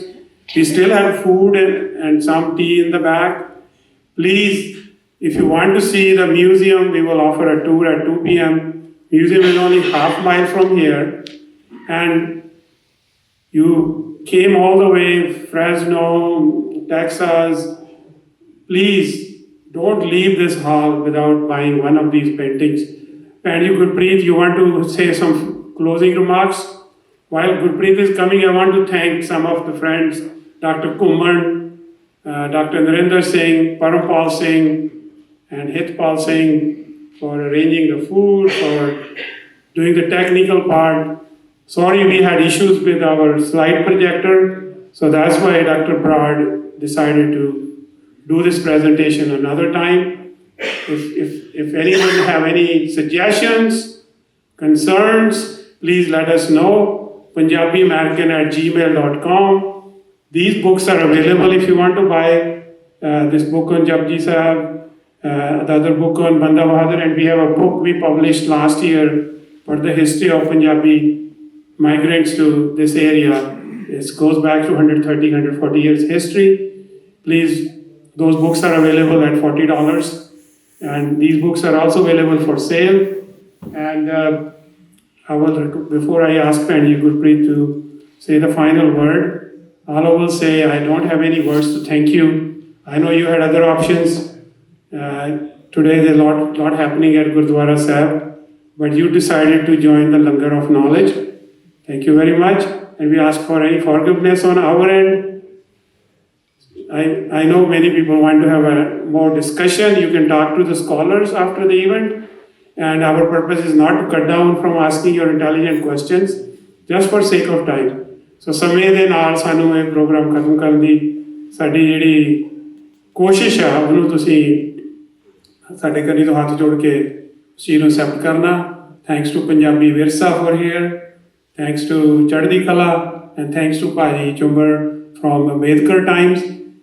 I have a final question actually before you come. This issue, I think Gurus wanted to create a caste-less society, but we have not practically become a caste-less society. Where is the fault line? I'll let Dr. Brar answer the real question, but the one thing is I think we should not, religion and society, two different things. Our casteless, whatever we are talking about is like more, a religion says that, but we are part of a society too, which doesn't allow that. So that's where the conflict. No, you answered that the culture at Maharaja Ranjit Singh was different, but how long we going to stay in this culture? I mean, the purpose of religion is to make your life better as a human being and make a society as a better. Maybe I will pass it. It's a bigger question. It's a lower question. Like, this is the name is Dr.Jasbir Kang. If we don't say him Kang, I'll say Dr. Jasbir, and half of them they don't know who. So, well, Kang is the name of village, not my caste, by the way. Kang could be any caste. Kang could be from different castes. So I think it's easy. So let's pass this. So, Penji, please. I think I don't want to create a controversy. No. It's hard to follow that, right? But I do appreciate the engaging dialogue that has happened over the past hour and a half. And from Punjab Digital Library perspective, ਸਾਡੀ ਤੇ ਇਹੀ ਆਸ ਹੈ ਕਿ ਜਿਹੜਾ ਸਾਡਾ ਖਜ਼ਾਨਾ ਹੈਗਾ original sources ਨੂੰ ਲੈ ਕੇ ਇਹ ਜਿਵੇਂ ਇੱਥੇ scholars ਬੈਠੇ ਨੇ ਸਾਡੇ ਹੋਰ ਵੀ ਜਿਹੜੇ ਨੌਜਵਾਨ ਅੱਗੇ ਆ ਰਹੇ ਨੇ they're referencing original sources to become scholars and then to elevate the conversation. And hopefully we can then eliminate the caste system that Dr. Ji was talking about. Lastly, what I would say is You know, koi ਹੋਰ ਸੰਸਥਾ ਨਹੀਂ ਹੈਗੀ that is digitizing to preserve our heritage. There are thousands, tens and thousands of gurdwaras. There's tens and thousands of schools. There's tens and thousands of all other NGOs that are across the world. There is only one digital library that's preserving our heritage. How wonderful would it be that if we could all unite and support ਵੱਧ ਚੜ ਕੇ ਅਸੀਂ ਇਹਦੇ ਵਿੱਚ ਹਿੱਸਾ ਪਾਈਏ ਕਿ ਜਿਹੜੀਆਂ ਚੀਜ਼ਾਂ ਡਿਸਟਰੋਏ ਹੋਈ ਜਾ ਰਹੀਆਂ ਨੇ, ਜਿਹੜੀਆਂ ਚੀਜ਼ਾਂ ਅਸੀਂ ਕਿਸੇ ਕੋਲ ਕਿਸੇ ਅਲਮਾਰੀ ਵਿੱਚ ਪਈਆਂ ਨੇ, ਜਿਹੜੀਆਂ ਚੀਜ਼ਾਂ ਹਾਲੇ ਰੱਦੀ ਦੇ ਵਿੱਚ I can even tell you phulkari ਦੀਆਂ 1870 ਦੀਆਂ ਫੁਲਕਾਰੀ ਦੀਆਂ ਚੁੰਨੀਆਂ ਤੇ ਬਾਗ ਸਾਨੂੰ ਕੋਈ ਬੋਰੀ ਦੇ ਵਿੱਚ ਚੱਕ ਕੇ ਇੱਦਾਂ ਸੁੱਟ ਕੇ ਗਿਆ ਸੀ ਕਿ ਅਸੀਂ ਸਾਨੂੰ ਇਹ ਚਾਹੀਦੀਆਂ ਨਹੀਂ ਆ, ਤੁਸੀਂ ਜੋ ਕਰਨਾ ਕਰ ਲਓ, ਅਸੀਂ ਤਾਂ ਇਹਨੂੰ ਸਾੜਨ ਲੱਗੇ ਹਾਂ. Can you imagine 1870s ਦੀਆਂ ਫੁਲਕਾਰੀ ਦੀਆਂ ਚੁੰਨੀਆਂ? So with that, I just want to say that it's in our hands and it's in our control to be able to preserve our heritage and to take it, and save it and salvage it for generations to come, so that somebody can do research on something that's related to Punjab. Somebody can do further research on Dasam Granth. Somebody can do further research on caste system. So that way, and we tell our own narrative, not somebody else, not a third person. Our children, our children's children can support and reference the original sources and access them for free to be able to tell our own narrative. So with that, please continue to support. If you want to learn more about it, please let me know. We're here till the end of the day. Get involved, do your part, and make sure that you're furthering the mission of whatever it is that you're passionate about. Waheguru ji ਕਾ ਖਾਲਸਾ, ਵਾਹਿਗੁਰੂ ਜੀ ਕੀ ਫਤਿਹ. ਮੈਂ ਨਾ ਤੁਹਾਨੂੰ ਭੈਣ ਜੀ ਬਾਰੇ ਇੱਕ ਗੱਲ ਨਹੀਂ ਦੱਸੀ. ਆਪਾਂ ਕਹਿੰਦੇ ਆ ਨਾ, there is always a woman behind a man, but in a gender equal world it could be a man behind a woman too. Bhai ji is married to a very prominent Sikh scholar from Sikri, Harmandir Singh. You all know him. ਇਹ ਉਹਨਾਂ ਦੇ better half ਨੇ. ਫਿਰ ਇਹਨਾਂ ਨੇ ਕਿਹਾ ਸੀ ਦੱਸਿਓ ਨਹੀਂ, ਪਰ ਮੈਂ ਦੱਸਦਾ ਹੈਗਾ. So before we end, we're going to give each panelist 1 minute to give their take-home message, and let's see, we can start with Dr. Tuga. I think rather than comment, it's a compliment to Punjabi American Heritage Society to have this Sikh Community Center. And this is the effort of your team, and look at the use over the years. It's becoming more and more prominent locations for these kind of seminars, and further it can be used for other things. So I think the big hand for Punjabi American Heritage Society.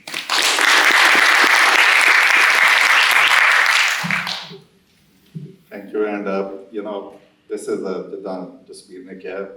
It was very graceful of you to spend your time over here in Pakistan, Sonia.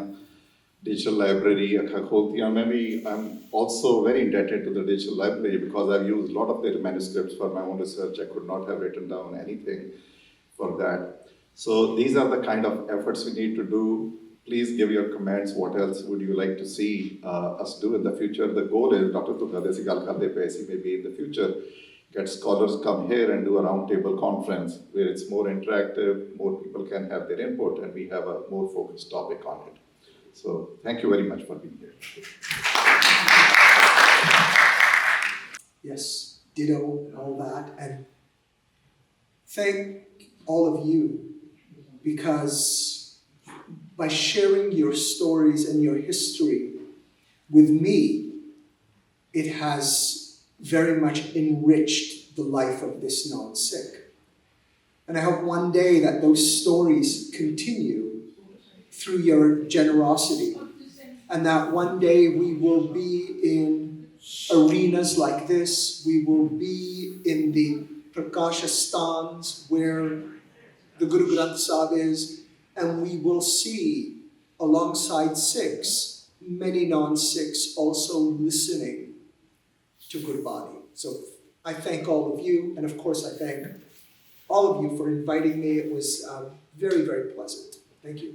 Thank you. So in the end, I will say this, the purpose of anything we do is to make a world a better place. Religion, philosophy, seminar, whatever we talk, in the end, the purpose is to make this place a better for all of us, not just for one kind of people. So that's the purpose of this organization, is to make us better, our community better, and the world around us better. So thank you for joining this moment to make this world a better place for all of us. With that, I will say, Vaheguru Ji Ka Khalsa, Vaheguru Ji Ki Fateh.